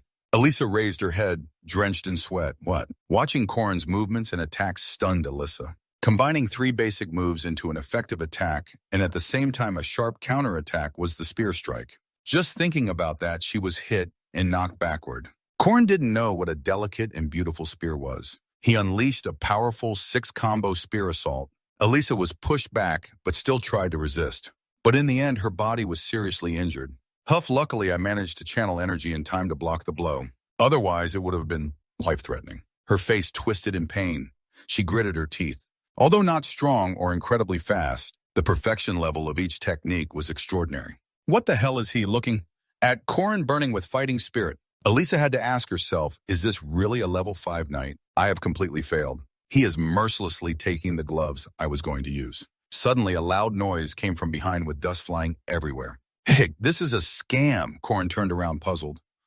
What's that sound? Suddenly, a huge sword rushed forward, aiming straight at Corrin. He frowned and struggled to block it. So heavy, this is a sword made of mystic iron with a density 4 times that of steel combined with magical support. It's an effective magic sword against large monsters. Being attacked by this, it's really hard to defend. An astonished voice rang out, "What, you blocked the heavy iron sword?" No joke. Ron grabbed his sword and said, "Put down that armband and get lost level 5. Corrin saw the opponent was extremely annoyed. Damn, I think that's Ron. I really don't want to deal with him at all. Seeing the number of enemies Ron had knocked down made Corrin wary, even though Ron was overwhelmingly successful fighting off 10 enemies alone, not to mention being injured. That relaxed look proved he was definitely different from Alyssa. So he had to choose the most effective option. Dad, there's no other way. It's come to this. The best strategy now is to run. He ran off, leaving the 2 behind. All right, fighting now is useless. Ron saw this and stiffened in disbelief, never expecting the main character to do that. Ron slowly bent his legs to gain momentum. That thing you're holding in your mouth. His eyes suddenly turned red with fierce intent. It must be green, right? Ron charged like a wild beast, throwing all his weapons at the 2 running away. Corrin shouted, "Hey, is he crazy? Why is he like that?" Normal people wouldn't do something that doesn't earn money. Elisa said, "Why are you chasing me?" Elisa tearfully said, "Because I don't want to die either, and I don't know the way out." He seriously thought, all right, no need to fight as long as I can get this armband. But just as he thought that the scene before him froze him in place, it was Grinnell standing there with a smug look, and behind him, a giant earth monster. "Father's sorry if you want to pass, you have to leave your rank behind." The speaker was Grinnell, a first-year golem master. Alyssa angrily scolded, "Coward, I can't believe you're blocking the exit." Corrin sighed wearily. Big trouble ahead. In front was Grinnell blocking his way behind and was Drayon rushing in to attack him. Corrin tilted his head, thinking silently as he tried to avoid confrontation with others, but ended up facing 2 heavy hitters at once. This time there really was no other choice. So he immediately took a stance ready to fight. Elisa was very surprised, thinking, what, he really intends to fight Grinnell and Drayon at the same time? Corrin calmly replied, "If the battle is unavoidable, then I have no choice but to face it." The 3 immediately charged at each other, starting a fierce fight. After a while, as the sky darkened, Corrin gently knocked on the door of a house.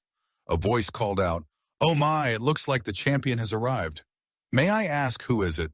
Holding 3 pairs of gloves in his mouth, he said, "I'm Corrin. Can I choose a product?" The person inside came out with a bright smile, praising, "Oh my, bringing back the blue rank, truly a wonderful student." He shyly responded politely, "Ha ha, it's nothing, I just got lucky." The previous battle ended with Grinnell's complete defeat and Drayon's helplessness. Elisa witnessed everything and couldn't help but be amazed and impressed. "Amazing, Belle. Recalling each move and Korin's skillful techniques made her admire him even more. He dodged through the strikes of that heavy sword thanks to his quick reflexes before the sword could fully unleash its power. After disarming his opponent, he firmly planted the sword into the ground, preventing the enemy from retrieving the weapon. The swords couldn't block him. He dodged and then directed them toward the golems. With quick adaptation, he quickly hid behind Drake, using him as a shield against the golem's attacks. As Drake blocked the golem, he attacked the golem's core and disabled it. Immediately after, Grinnell was out of the game because he no longer had a golem to control. With quickness, judgment, and even determination, he showed that he was someone who had fought hundreds of thousands of battles. Everything was decided in just a brief moment. Elisa still couldn't believe her eyes. It might be experience accumulated over a long time, but he was young. How could he be so skilled? Watching him, she seemed to see her older sister's shadow again, and suddenly remembered the words he said, "Don't just rely on talent and be lazy about actual combat." Elisa's lips slightly smiled, then she drew an important lesson for herself. I have to try harder too. On this side, Ron's face showed a slight frown and displeasure. As he thought before his power was unleashed, he quickly found a way to counter himself. How does this kid know my weakness? In an instant, he understood all my techniques and skills as if they were in the palm of his hand. But Grinnell was still injured, lying on the ground. Korin stood above and reminded, against small weapons with high attack power and speed, golems are nothing but bullet sponges. If I were you, I would first ask a friend to accompany and protect me rather than a golem like that. Grinnell suddenly asked friends, hearing that he was confused. Grinnell stammered. I don't. He immediately realized, you have friends. Korin coldly answered, then try to find yourself a friend. Korin's words made Grinnell tear up and curse in his heart. That bastard is mocking me. Today, the three powerful first-year students each thought of Korin in their own way, while he joyfully awaited the winner's reward. It's fine now. Didn't expect it to go so smoothly. Currently, among the remaining participants in the hunting ground, the strongest was believed to be the one under the protection of the Unforest, a small and beautiful young girl. But here, it was not only ordinary players participating. Above Calmarius, the top mage of Mokaba Academy, was casting a water spell, creating a giant water sphere. Marius, with a smile that looked friendly but full of killing intent, was preparing to drop the water sphere. The water sphere fell as if about to create a tsunami to sweep everything away. Un was soaked and on the verge of tears because she was helping other members train by playing the role of a monster to Un. This was the first time she encountered an opponent beyond her strength. Thus, the training session at the hunting ground had ended. Marriott sat down and asked if the younger student was new. Hello, sister, this is Marriott. My name is EU. My name is EU Murray, continuing like that. Meanwhile, Warren had been standing behind for some time. Warren's cold gaze made Marie even more curious about his name. Warren stepped forward in a deep voice. Oh, are you looking for someone? Marriott refused to back down, replying, I'm just gathering my friends to face you if we meet. Suddenly, Warren flashed past Marriott like a lightning bolt, surprising her so much she couldn't react immediately. Marius responded by creating a huge ice mountain to block Warren. Excuse me, you may ignore me, but by law, I'm still a monster, Marius said. Marius's voice was cute, but full of hidden meaning. Hearing this, Warren turned to her coldly and said, What a nuisance. At that moment, Corinne's excited voice echoed from inside the shop. A total of 117 points. It's been a long time since I've seen such a high score. Can I choose a reward? The rewards are ready, just waiting for you to pick. The shop owner smiled. There's a boar-slaying knife, protective leather armor, bear bile shark, and many other tempting things. Corinne inspected them, then fell into thought. The most valuable item was the bear bile shark, but you already had a plan. After a moment's hesitation, Corinne decided, I'll take this one. The owner praised, oh, you have a good eye choosing the ginseng seed. The owner continued, so what about the remaining 17 points? Then Corinne pondered, with 17 points. After a while, Corinne raised 2 reward cards, one for 6 points, nutritional supplement for plants, one for 10 points, earplugs, then happily said, please, I'll take this. You joyfully stepped out of the shop. Shopping is really great. And in front of you was a wreck with unconscious soldiers. Jaeger's excited voice rang out. No matter how many times I play, it's never been this smooth. Besides, this is the first time I've seen them complete this part with so many points. Rank 2 with 19 points left. Later exhausted running behind me with 15 points. Korn stood there praising both for working so well together. Hearing this, Jaeger was delighted. This game is easy tonight. I'll train more in the gym. Korin spoke up. If you still have energy to go to the gym, help me find the core of the golem. Ludin startled and turned around, seeming reluctant. Is that so, Korin? We won't easily spare Ludin their precious right. We'll help you. Ludin felt uneasy. It's okay. Korin immediately said, in times like this, you should say thank you.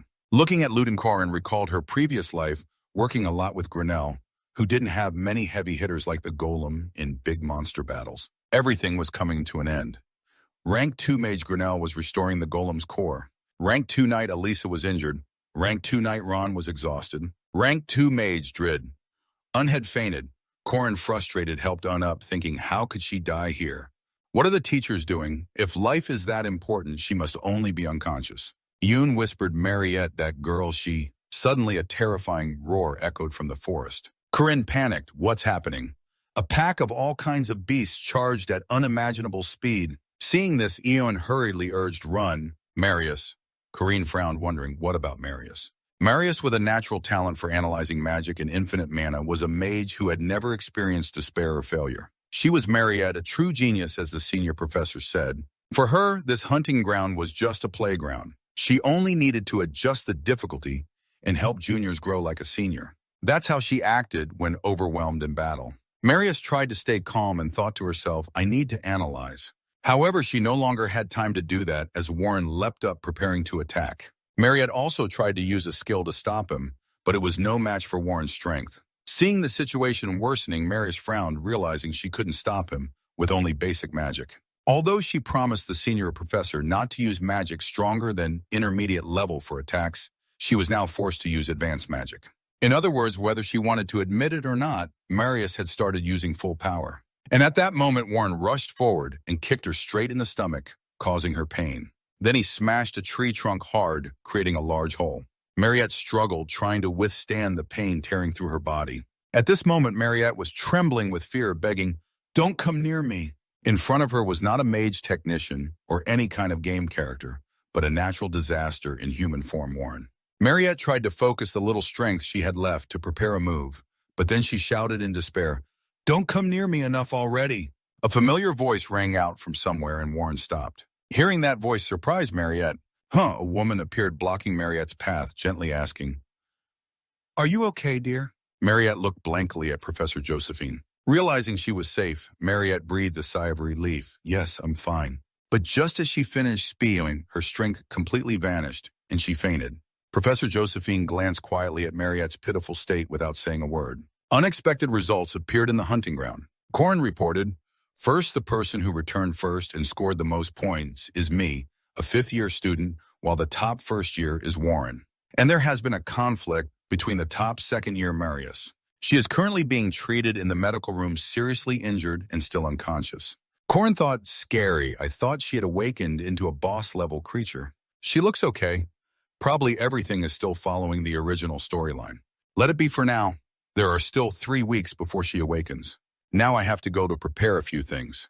Thinking this, he stepped out of the room. Outside the edge of the forest hunting ground, Korin scanned around looking for a local resident. He took some water, blinked, then pretended to accidentally drop a seed into the pond. Oh, I slipped. What should I do as the seed slowly sinks? Korin acted pitiful again.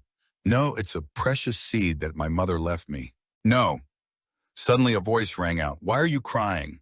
Korin inwardly chuckled with satisfaction. Here he is. In the hero legend, there is a one-time only Easter egg, a hidden detail to make the game more interesting for players. The story of the hermit's golden axe for the woodcutter who accidentally dropped his iron axe into the lake. The hermit asks if it is the golden axe or the silver axe. This hermit can appear with either a golden or silver axe, but only with unique level or lower weapons. If you throw in other weapons, there will be no reaction, and the story stops there. Korin tried dropping 500 different items into the hermit's lake, but some veteran players tried dropping many random items, including rare ones, making this Easter egg even more interesting. At this moment, the hermit calmly asked, is this golden seed yours? Korin shook his head in denial, no. Or is this silver seed? Still shaking his head. No, but inwardly he cursed. What kind of crazy person would dare to drop the ginseng seed we worked so hard to get for 100 points into the lake? The kind hermit laughed and said, ha, then this must be yours. Korin responded with tears streaming, yes, that's right. This is definitely my seed. He admitted, yes, that crazy hero is me. The hermit praised, though you saw the gold and silver, you were not greedy and very honest. I appreciate your honesty and will give you these seeds, white silver ginseng and golden ginseng. When the task was complete like a play, the hermit slowly sank down, then goodbye. Ho ho. Korn bowed deeply in thanks. Thank heavens. Thank you, sir. Please take care of your health. When the hermit disappeared, Korn immediately put on a weird face and laughed wildly. He he he. The items can multiply. Regular ginseng seeds help increase mana, but the golden and silver seeds have special effects. Golden ginseng seeds make the ginseng plant glow yellow when planted, while silver ginseng seeds make the plant glow silver. This is a hidden piece, only collectible through this method. In heroic legend, Ahan, although some people shouted when harvesting immediately after gathering it, it wasn't a big deal. Korn happily thought, in my past life, Park Shi-hu ate the golden seed while I ate the silver seed. But now both will be mine.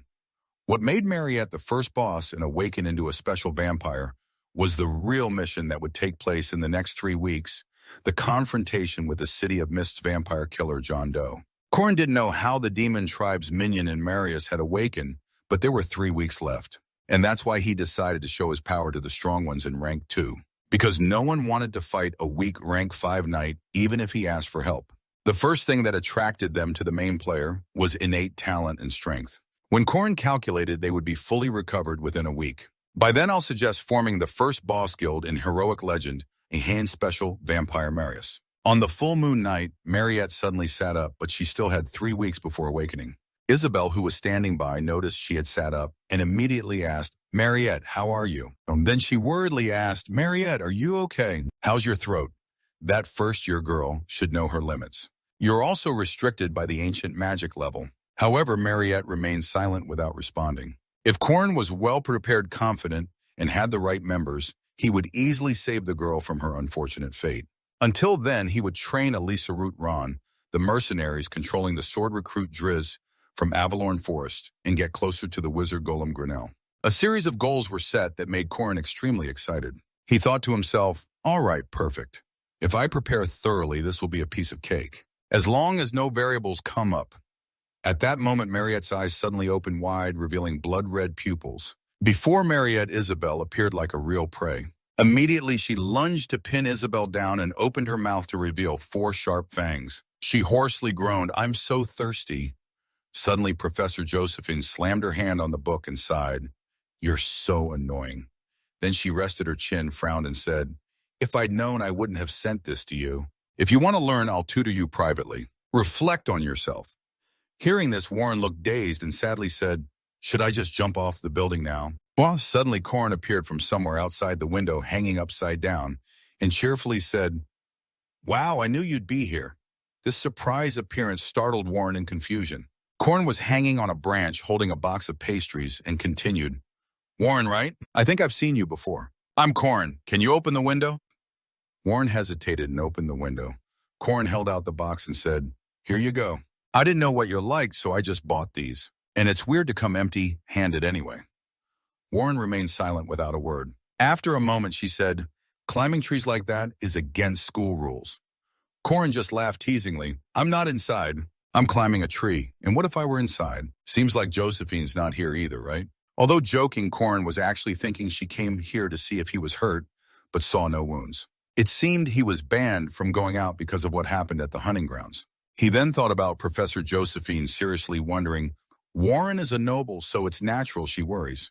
But to swallow him up for over 4 days like this, while Korn was lost in thought, Warren suddenly spoke, startling him. She had gone out and hadn't returned for over 4 days. Hearing this, Korn was amazed. What, she hasn't returned even once? Warren calmly replied, Yeah.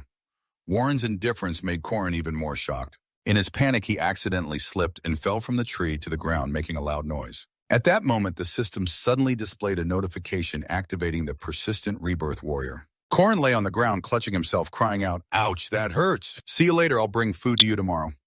Warren said nothing, just silently watched. At this time, Professor Josephine had left the academy, leaving Warren the most dangerous person at Mokaba. Suddenly, the sound of hurried footsteps came from afar. A thought flashed, something must be wrong. 2 people appeared, Professor Dema and Professor Formax, Brutal, a martial artist representing the night department, formerly a bodyguard. They ran while talking. Professor Dima urgently asked, "Have you found her yet?" Formax replied while running, "Not yet, I'll try searching the city outskirts." The footsteps of the martial artist became even more hurried. Warren noticed this and thought to himself, "These two are just as rushed. They can't be anywhere else." At a gate, a soldier blocked Corin and asked, "What's going on, Corin? Your request to meet was already denied." Hearing that, Corin smiled, offered a delicious sandwich and a drink, then cheerfully replied, "Oh no, it's not about that. You're the third-class security guard, Kron, right? Miss Josephine asked me to bring food and drinks to you." Kron took the food from Corin without suspicion and said, "Really? She really cares about her subordinates." Meanwhile, Corin silently thought, "My request to see Mariette was denied. Isabel Mariette's protector is missing, and the infirmary is guarded by soldiers outside. From the start, I felt something was off." Kron happily ate the sandwich, showing no suspicion. Corin continued watching and thought, "The more I think about it, the more my suspicions seem right." Suddenly, Kron bit into the sandwich and immediately suffered severe stomach pain, uttering only a few groans. Seeing this, Corin was secretly relieved but still feigned concern. "Oh my God, are you okay? Your stomach hurts. There seems to be a restroom over there." Kron quickly ran off, reminding, "Can you watch my post for a moment? But remember, don't go inside." Corin waved and smiled. "Yes, take your time. I definitely won't go in." As Kron disappeared, Corin sighed in relief, but his thoughts kept spinning. "No way! It's still a whole month away. So soon, I hope my suspicions are wrong." While thinking, Corin tightly gripped the piece of cloth in front of him, then flung it open and called out loudly, "Sister Mariette!" But the person in front was not Mariette. Corin gasped, "Isabel." He froze, disappointed, thinking Mariette should be lying here. So why is it Isabel now? Isn't she missing? There was no doubt when Corin saw 2 round bite marks on Isabel's neck. Mariette silently confirmed this was definitely the secret the professors were trying to hide. Watching the person in front of him, Corin angrily thought, Isabel has awakened as a vampire and become the biggest threat in episode 1. Corin sighed quietly but still clenched the cloth tightly, his mind racing nonstop. Everything is happening 3 weeks faster than the original script. He recalled the 4-stage attack strategy to defeat the final boss of episode 1. The first stage quickly handles the monster attacks. The second stage uses magic circles to imprison her in Corin's mind. The image of Isabel trapped in a dark, misty space appeared clearly by dealing damage, giving them the upper hand. The third stage directly confronts the powerful enemy, ravaging the Blood Valley. At this moment, the terrifying enemy appeared in Corin's mind. Finally, when the enemy is defeated, it will transform into its final form, which is the core of the strategy. Corin thought, if the outstanding first-year students join forces, maybe they won't even need the player's support. This wouldn't be too difficult.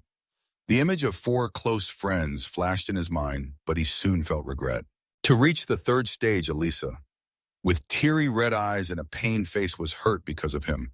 Ron, the companion, whose important weapon was destroyed, was also his fault, and Grinnell's golem hadn't fully recovered, yet another mistake of his.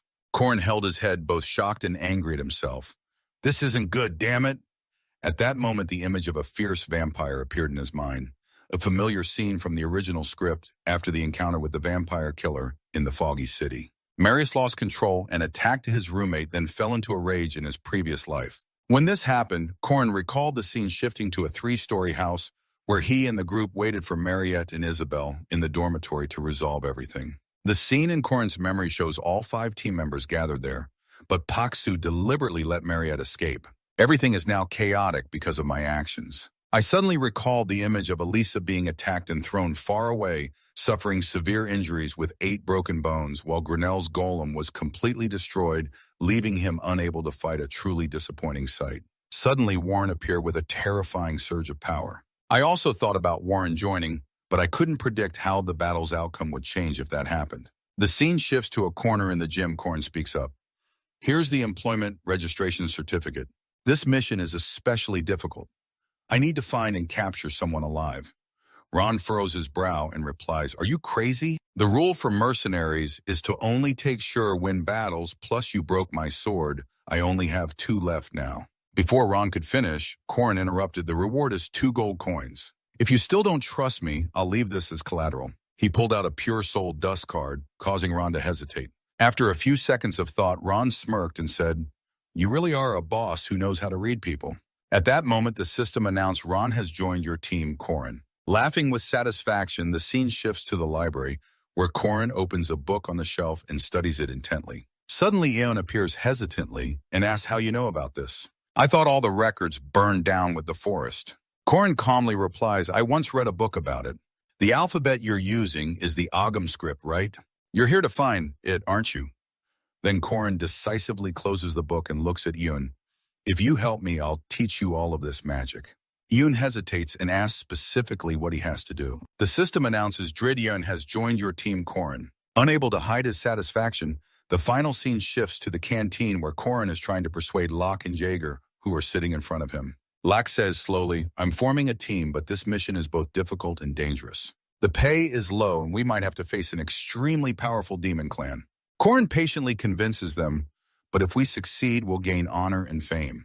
His words made both Locke and Jaeger stop what they were doing, stunned. Korin, a little embarrassed, thinks to himself, is it really that hard to convince them? Suddenly, Jaeger and Locke abruptly change their attitude and say in unison, sounds really appealing. Let us join your team. Seeing this, Korin smiles happily and replies, all right then. You guys really are obsessed with romance. The scene shifts to a dense forest. Korin leads Locke, Siegfried, and Dreon. As they walk, Korin silently calculates 1 damage dealer, 1 healer, plus 3 support members, enough to get through the early stage meeting the minimum requirements. He slightly smiles to himself, thinking this lineup is the best now. Suddenly, Korin recalls the meeting with Sihu, who gave him some instructions before bursting into tears and running into the forest. Looking back, he thinks it must have taken a lot of effort to find her. Who would have thought someone so strong actually dug a tunnel in the forest and hid there for a whole month? Korin's thoughts become sharp and decisive. He said she's hiding in the forest near the Mokaba Academy, and there's only one forest nearby. A while later at the hunting ground, a team member asks, is Mariette really here? Ron hesitates and replies, Master, I understand the mission goal, but how do we find her? Korin answers calmly, searching might take another 5 years. If you want to know, just ask around. There will be clues, don't worry. Hearing this, Ewan frowns suspiciously and asks, so you already know something, don't you? Before Korin can answer, Ewan plants his staff into the ground, creating a magical green light to summon, spirits please guide us to her. Green energy rises from the earth surrounding them. Ewan and Locke exclaim in surprise, wow, so many spirits. Diego grabs Locke's shoulder excitedly and says, look, a whole bunch of spirits. Korin watches silently, thinking to himself, judging by their reactions, the spirits must be responding to one's summon, but I can't see anything at all. He scratches his head and asks, so have the spirits found Mariette yet? Hearing that, all 3, Locke, Diego, and Yoon, stammered their responses, but Korin curiously asked, why, where is she? The 3 answered in unison with panic right behind him. Korin reacted instantly, turning around and thrusting his staff straight into the monster that had just appeared. After delivering several consecutive attacks, he cursed, damn it, what the hell is that? Where did it come from? Before he could settle down, Ron shouted a warning, there's more monsters ahead. Suddenly, a pack of monsters appeared in front of Korin, ready to charge at his team. Lack and Jaeger shouted in alarm together. Has Sister Mariette turned into a monster? Hearing that, Korin immediately dismissed their thoughts. That can't be true, don't overthink it. Lack quickly focused all his spiritual power through the book to help attack the monsters, but the situation was extremely difficult. Jaeger, on the other hand, didn't sit still, but laughed delightedly at the monsters. You dare to face Jaeger head-on before me, just when I need to warm up too. Seeing Diego rush forward, Cordy warned anxiously, Diego, don't charge in, they'll surround you. But Diego ignored him and kept advancing. Korin had to shout loudly, this is getting intense. He immediately ordered them to step back 3 paces and not to rush. Take it slow, the number of them will gradually decrease. Lack you support from behind, okay? Lack heard this and immediately replied, got it. Korin continued instructing Ewan, you stay with Lack. Ron, you know what to do, right? Don't push too far. Although Ewan was busy, he still obeyed the order. Ron nodded in agreement. Seeing Korin's calmness, Ewan silently admired him. Despite the surprise attack, he didn't falter and even laid out a reasonable strategy. Not only strong, but also a genuine strategist. At the same time, Korin and Dreon coordinated to eliminate the monsters. Ewan was surprised, thinking, who would have thought he was only a rank 5 knight? There must be something wrong with the ranking exam for trainees. Korin, with the blade in hand, continued to fight the monsters together, but at this moment, Jaeger loudly called out to Ewan, I thought Sister Mariette was supposed to be here. Why are there only monsters? Ewan stammered, the spirit told me that's all I heard. Lack began to suspect something and angrily said, "Is Sister Mariette controlling them? Monsters don't usually hunt in packs like this, and they're more aggressive than usual." While supporting Locke and observing the situation, Corinne suddenly interrupted, "It's not Sister Mariette. She couldn't be the one pulling the strings behind them. If she were controlling them, they wouldn't attack so chaotically. That's not her style." Corinne's eyes were filled with faith and pride whenever he mentioned Mariette. Hearing this, Ron asked, "Then why are these monsters attacking us?" Corinne replied, "Neither of those explanations is correct." The whole group was surprised and asked again, "What?" Corinne pondered and explained, "Each species of monster has its own hunting habits, but sometimes they fall into such desperate circumstances that they forget their instincts. Like when faced with something they can't fight against." Hearing this, Tak and Drone were stunned, something that makes them run away. As he finished speaking, the atmosphere suddenly became strange, signaling the arrival of a new danger. Seeing the urgent situation, Corin immediately warned everyone to prepare for battle. Yoon and Lak retreated to the rear. Locke flusteredly opened his book while complaining, "I can't even catch my breath." Eon replied, "Is this far enough?" Corin continued, commanding Ron Jaeger, "Step back one step, then support me." Ron caught on to the plan and responded, "Seems like you already have a plan in mind. I trust you, my lord." Diego chimed in, "Step size, is it a step like yours or mine?" Suddenly, Corin's eyes glowed with killing intent and determination. "I'll take the vanguard." At that moment, the system appeared along with an announcement, "Third rule, I will save the world, Marius." The system announced a 50% boost to the C-rank team's stats.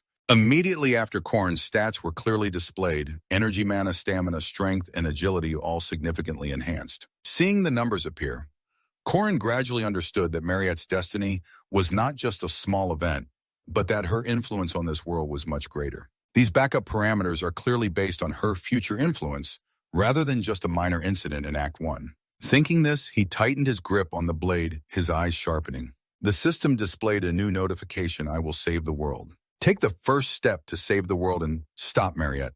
Seeing the situation stabilize, everyone's spirits began to lift. Corinne couldn't hide her excitement, her voice hollow as she commanded, "All right, let's charge everyone." At the same time, Mariette's figure appeared, now transformed into a demon. At this moment, the system showed the final message, "Rescue the heroic Mariette. Corinne wishes you luck." Suddenly, Mariette's grotesque appearance burst into loud, pitiful sobs. Seeing this, Eon grew worried and said, "She's crying." Hearing and seeing this, Ron stayed more alert and warned, "It won't change anything.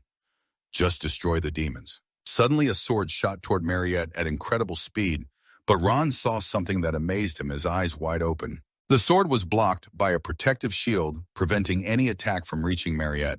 Everyone was shocked and crowded around. "What kind of protective shield is that? I didn't expect my heavy sword to be stopped." Leg seemed to realize and explained it was a blood cell, a creature born from vampire blood. He didn't think a newly awakened vampire could have a blood cell with her. Seeing this, Corinne turned around with a determined look and said, "There's no need to fear. It's just born. It hasn't received her blood or magic yet.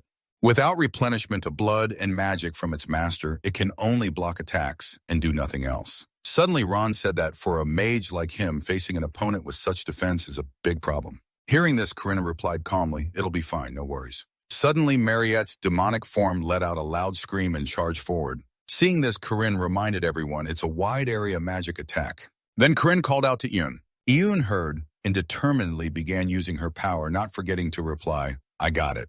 While Eun was summoning her domain power, Corinne smugly said she didn't know about other places, but this was the forest, her domain. As soon as she finished speaking, the domain power created a shield, instantly protecting everyone. The system then notified increased attack speed and protection of the soul from negative effects. Marius was stopped by the protective shield wall created by Yoon's creature, causing him difficulty. Yoon was struggling to resist while shouting with effort. Seeing this, Jaeger became very worried and warned, "What if the defensive wall breaks?" Hearing that, Log interrupted sarcastically, "What did you eat, Jaeger, to say something like that?" Yoon was resisting so hard, she clenched her teeth and frowned, thinking to herself, "Just that one attack already used up half my mana to maintain defense. The vampire's poisonous hunting ground effect is affecting me, but I have to endure so everyone has a chance to attack." It seemed the shield wall couldn't withstand Mariette's power any longer. Corinne noticed this and asked Yoon if she had reached her limit. Corinne stood up and told everyone to rest assured, while Yoon quietly recalled that he promised to defeat this vampire. Corin held a sharp knife in his hand, appearing calm and smiling inwardly saying just a bit longer and I'll finish her in 5 moves. Hearing this, Ian was nearly exhausted and gasped, "Can you really do it?" Corinne replied confidently, reassuring everyone, "Yes, of course I can." Meanwhile, Mariette was also being restrained by some mysterious power clutching her body in pain. Corinne quietly observed everything, trying to figure out that the battle with Vampire Mariette would have 4 stages. Stage 1, when the monster around attacks the player team. In Phase 2, after defeating the monsters, Marius will go into battle herself. You need to face her from Phase 2 to Phase 4 to unlock the most powerful spells. At that time, suddenly Marius becomes crazier and more beast-like. In other words, before the final phase, she still hasn't used all her strength. At that moment, Marius seemed to have become a true vampire. It's similar to the game as well as what I thought in my previous life. At this point, Corinne had the sword in her hand, turned around and warned Lack to leave quickly, a little ahead of Un. You can only use basic magic about 2 more times, so take care of yourself. Lack was very surprised by Korn's calculation and asked if that meant he planned to stop there. I understand. At this time, Korn also praised Eon, saying he did very well. Once you run out of mana, run as far away as possible. Hearing Eon respond immediately, he planned up to now, though the attack range was wide, luck was not on their side. Something truly dangerous suddenly. While Corinne thought silently, the shield wall could no longer withstand the power from Mariette outside and was about to shatter. At this moment, Mariette's power seeped through the cracks in the protective wall, making Corinne think that an alchemical reaction was about to happen. Then she was coming. Corinne waited determinedly for Mariette's appearance. Suddenly, an alchemical freezing spell was used by someone to break the shield wall. The shield wall seemed to shatter from the alchemical freezing spell, causing everyone to look up in shock and fear. At this point, Jaeger shouted in terror, "The wall's collapsing!" At the same time, Ong Young was desperately resisting, using prayers to Mother Earth and nourishment from plants and barley. O gods and insects let decay cover the world. At the same time, sounds of iPhone sales and USD appeared, and then the light from the summoned spirits of Un became more distinct. Suddenly, a gust of wind came from somewhere, and Un realized that the gods were responding. Although I wrote those ancient script lines, only a pure-blooded Rick can activate them. Korn furrowed her brows, thinking that though it's similar to the ancient language, it's actually a system language from another civilization. Suddenly, roots and tree shoots burst out from the ground at an incredibly fast speed, and Korn recognized them as secret languages only revealed after completing Un's storyline. A person always striving to become a forest mage, a favored mage of the ancient forest in nature. The 1,000-year secret language belongs only to those of the clan friendly with the spirits. At this moment, both Jiro and Don were so amazed by what they saw that their eyes widened and mouths dropped open. Then appeared the giant willow humanoid, huge in size, made from roots of the goss, with 5 eyes and a dark form, causing everyone to panic and exclaim, "What is that?" Seeing this, even Un was equally shocked and said, "That ancient script, summon this on my home."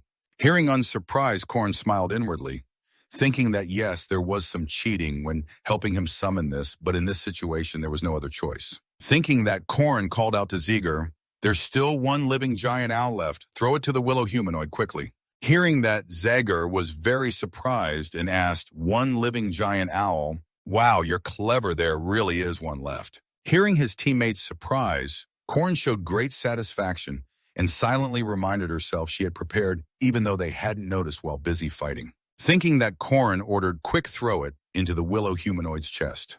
Hearing that, Jaeger acted quickly and didn't forget to reply, "Got it." Suddenly, the giant owl was defeated instantly, causing a huge explosion that shattered the owl as it burned the sacrificial object inside the willow humanoid's chest. It acted like energy to keep the summoned humanoid magic active. At this time, the willow humanoid stood up, and the explosion had no effect on its neck. At the same time, everyone shouted together, ordering the willow humanoid to advance. Immediately, the willow humanoid obeyed and charged forward, attacking relentlessly. It seemed this also affected Ewan greatly as he clutched his chest and groaned in pain several times. Korn also noticed and quietly thought that this seemed too much for him. It's really hard for him to withstand summoning magic like this for several minutes. Thinking that, Corinne firmly spoke up to remind and encourage not to stop. "Un, if you stop, everyone will die." Hearing this, Un seemed to be in so much pain that tears fell, but still forced himself to say, "I know, I'll try." At this moment, the Willow Man stood in front of Mariette, causing Mariette to sneer a little, but it couldn't break her attacking will. Mariette then let out a loud shout and simultaneously unleashed poisonous needles. Seeing the Willow Man being relentlessly attacked, teammates worriedly asked Korn Is this going to be okay? Korn replied to ease everyone's worries, don't worry. At this moment, Korn thought silently that the Willow Man wasn't a living being, but just a puppet.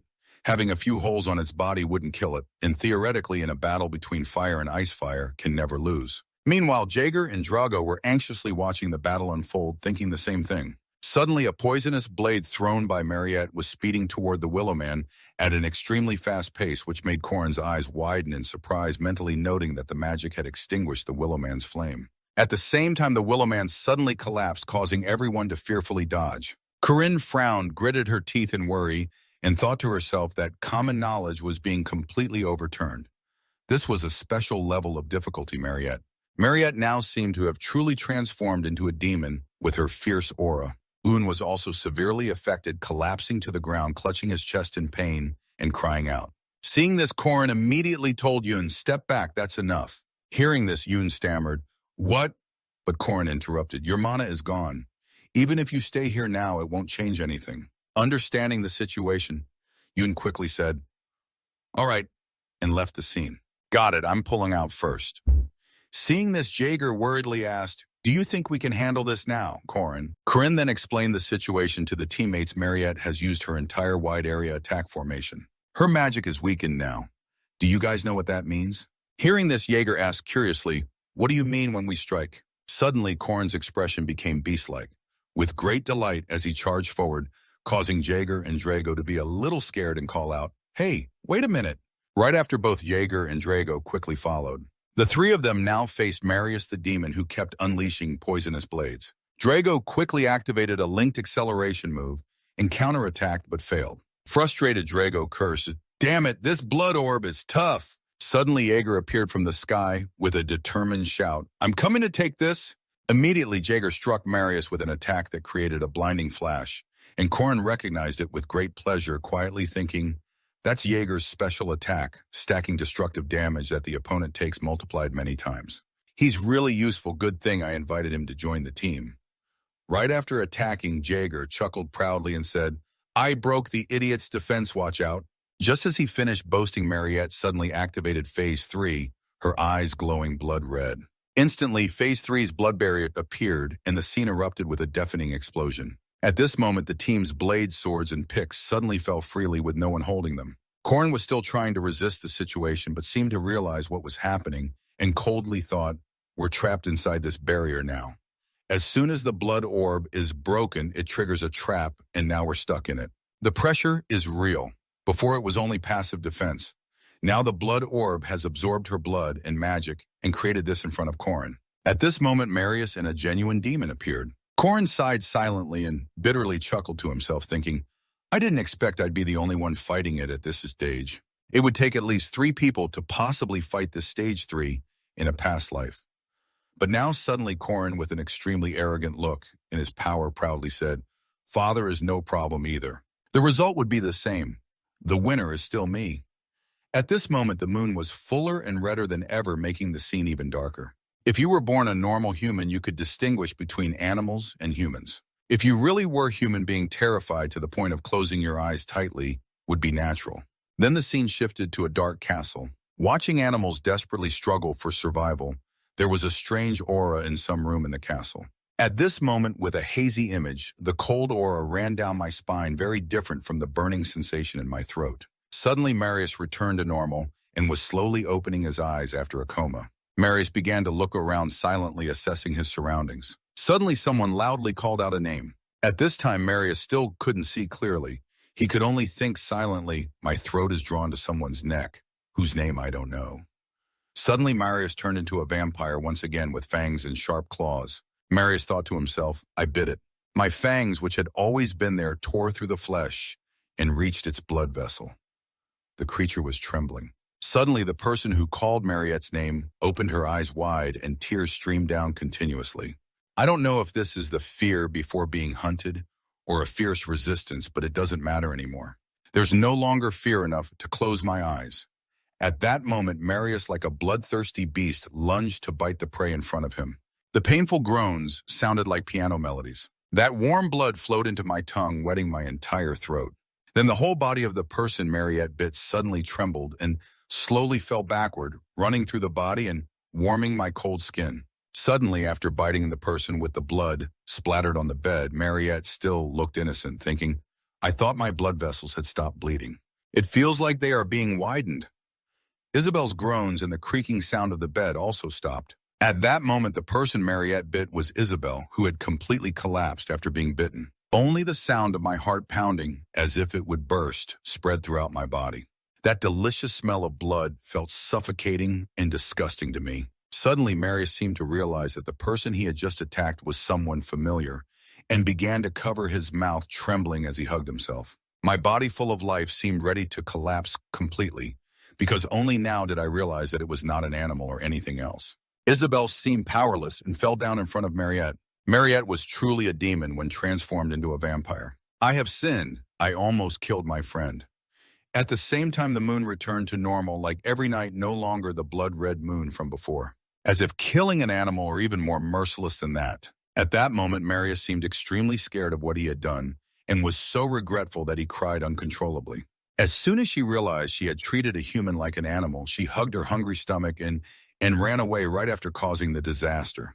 It seemed Marius could think of nothing else but running away until the boy found her, who was Corin, the same Corin Marius had mentioned. At this moment, the battle between Corin and the demon Marius continued. The demonic dog, allied with Marius, suddenly lunged at Corin like a fierce tiger. But suddenly, the demonic dog used all its strength to spit out a sharp spike attack. The sharp spikes the demonic dog spat towards Corin increased in number and speed. Seeing this, Corin was not afraid at all, but rather enjoyed it. Laughing loudly, he called the damn dog out, then immediately used a 6-stroke move to the forelimbs. How dare you bite a human? As soon as he finished, Corin spun his sword and rushed at the demonic dog at an extremely fast speed using the whirlwind slash move. Instantly, the demonic dog was caught off guard by the attack, causing its fur to bristle in surprise. Suddenly, the demonic dog released 2 smaller demonic dogs to attack and block Corin's path. Corin found it somewhat amusing and spoke up to provoke, Truly, this dog is annoying me. But the 2 small demon dogs rushed at Corin to attack, yet Corin, with a swift and agile body, quickly dodged. At that moment, Corin tightly gripped the sword and used a move to stab 6 strikes 5 in a row. Then came the move called Throwing Wood Mountain. Corin decisively threw the sword towards the other demon dog. Immediately after, he retracted the sword and smirked, saying, Giving me a snack is quite easy compared to your roar. Anything else? Corin said while looking at the huge demon dog with a provocative expression. As the small demon dog that the big one sent flew and lay at Corin's feet, suddenly the huge demon dog began to cast a spell and tried to shoot something from its eyes. This made Corin even more interested. But suddenly the huge demon dog vanished in the blink of an eye. This made Corin seriously think it disappeared. No, it must have moved so fast that his eyes couldn't keep up. It seemed Corin realized this and slightly smirked, then began to show his power by surrounding his body with green spiritual energy. Then he taunted, Let me teach you a few things, pet dog. The key to victory isn't a 100-step plan. The most important thing is... Suddenly, the silhouette of the huge demon dog appeared right in front of Corin, searching for a weak point with just 1 step.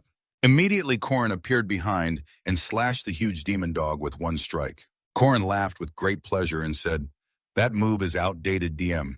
You can't use the same move twice. Not stopping there, Corin began the move. Consume Disaster Snake, Ascend, Heavenly, Venomous Dragon Break. In the blink of an eye, the eyes of the huge demon dog seemed about to shatter. Then the whole body of the huge demon dog vanished instantly before Corin. But suddenly the things that had vanished in the air began to reconnect. The huge demon dog returned once again, collapsing before Corin and painfully groaning. At this time, the huge demon dog, injured and in immense pain, constantly groaned, causing Corin to say, You still choose to protect the one who created you until your last breath, don't you? Yes, why else would you do that? Just wait.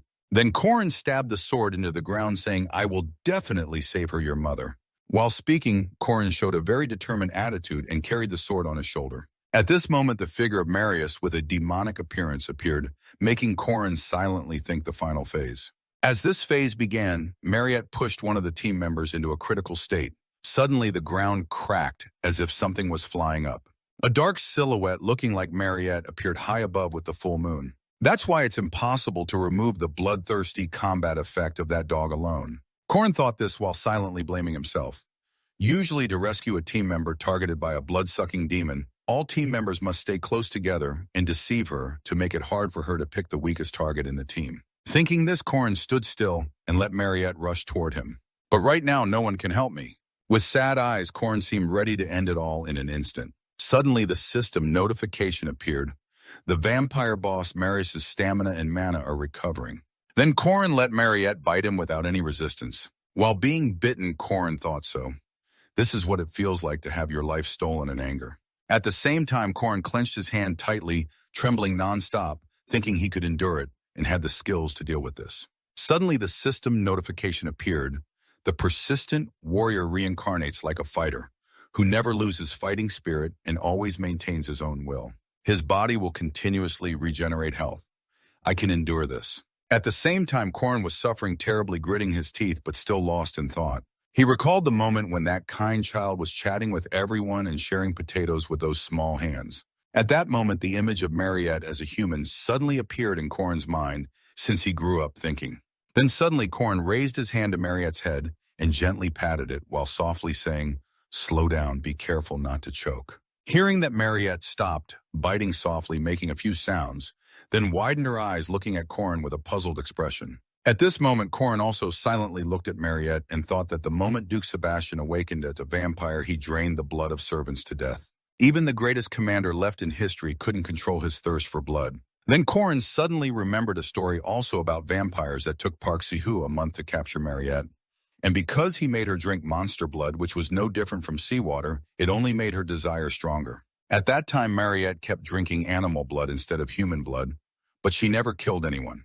She endured her cravings and desires thanks to her extraordinary willpower. Then Korin recalled the moment when Mariette was tied up tightly in one place, which was somewhat heartbreaking. This was an unnecessary arrangement for the final boss. Having just one weakness is why I want to believe that a better ending definitely exists. Suddenly, tears streamed down Korin's neck, accompanied by a choked voice from her subordinate.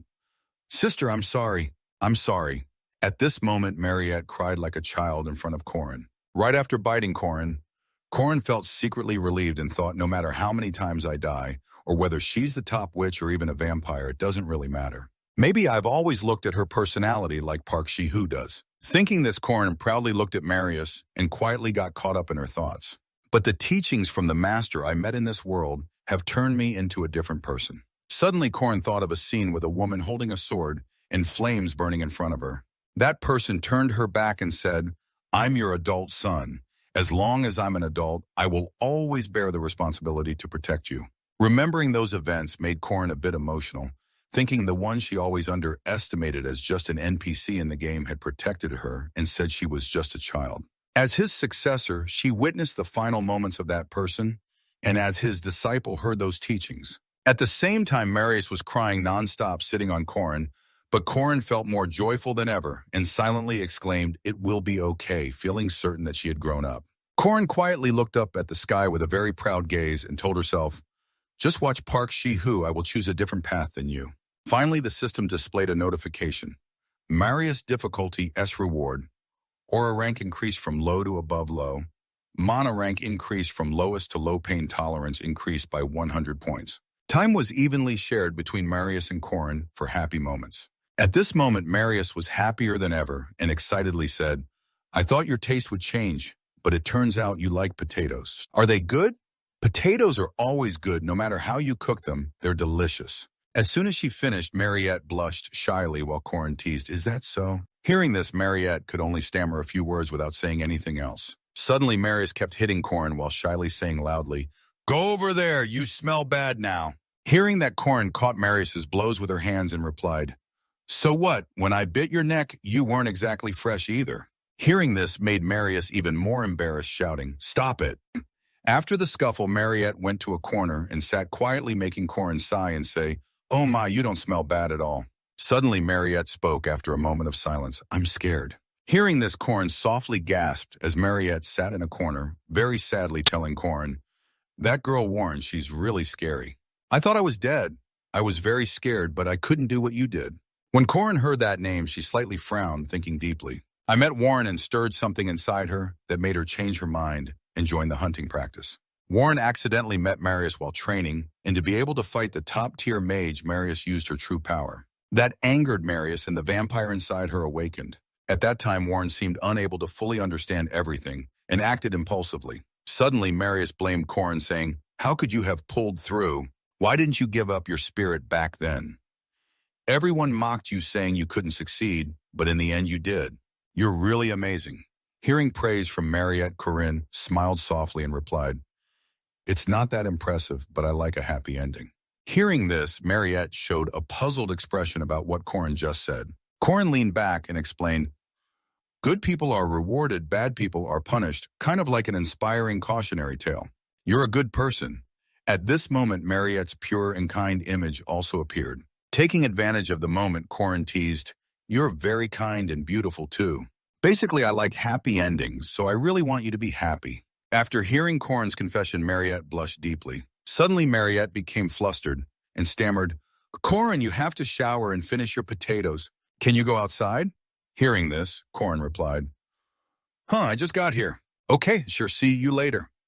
While saying this, Corin waved goodbye as Professor Josephine appeared nearby, saying, "See you later." Mariette quietly smiled with satisfaction and thought to herself, "Thank you for comforting me, but I'm not sure if I have the right to be happy." Soon after, Mariette would be temporarily detained, and it was hard to return to normal right away. I suddenly thought she would be released soon, because Warren would attend school as usual.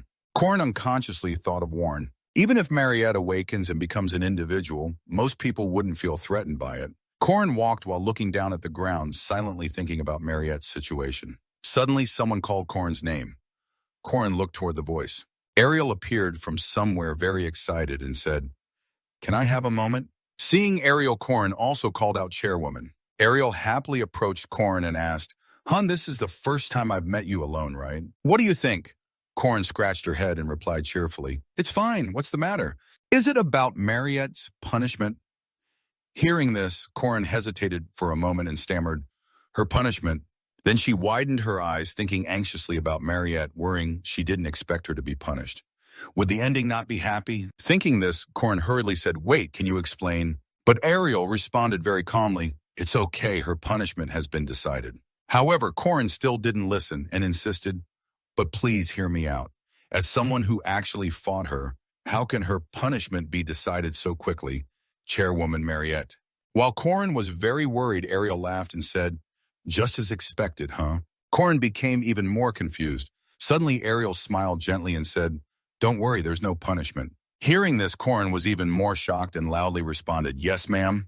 Ariel calmly explained, "I also think she's not dangerous, so I wanted to see the reaction of someone who actually fought her. Now I have no doubts about my decision. Don't worry, she'll be released soon. We just need to confirm her stability." Saying this, Ariel smiled very satisfactorily. I also heard from other students, but I'm very curious to hear the details." Corin sighed in relief, though she had been a bit startled earlier. Ariel then asked again, "Even a simple explanation is fine, but can you tell me?" Then I explained what should be revealed, that Marius is very safe and that child is not a monster. I don't know how much he believes, but I have clearly stated my viewpoint. At that time, while explaining to Ariel, Professor Josephine was also present. Right after hearing Corin explain everything, Ariel quietly fell into thought, then said, "I understand now. Thank you for telling me about this. Then we will have to make an official announcement. Of course, we won't reveal all the details. Now that I've heard the details, I have to get back to my work." Hearing that, Corin opened his eyes wide with a bit of surprise. Suddenly, at that moment, Ariel bowed respectfully and said thank you. Seeing that Corin felt very shy and stammered, "Yes, I just want to help us prevent dangers caused by the inexperience and complacency of adults. I truly appreciate it and apologize. If you need anything, I will do my best to repay you." At that moment, Professor Josephine was quietly listening to Ariel while slightly adjusting her glasses. Suddenly, Corin smirked and sighed deeply, thinking to himself, Ariel Casa, the Academy president, is quite valuable. She's someone who always knows her weaknesses and willingly takes on more responsibility. Then Corin recalled the scene when he met the mysterious person standing before him and thought, although I have failed countless times, you were never one of them. At that moment, Corin was visibly delighted, thinking to himself, those are the words he said in his past life, so I believe he means well. Then he said to Ariel, please lift your head up. That's my request. Hearing that, Ariel quietly smiled.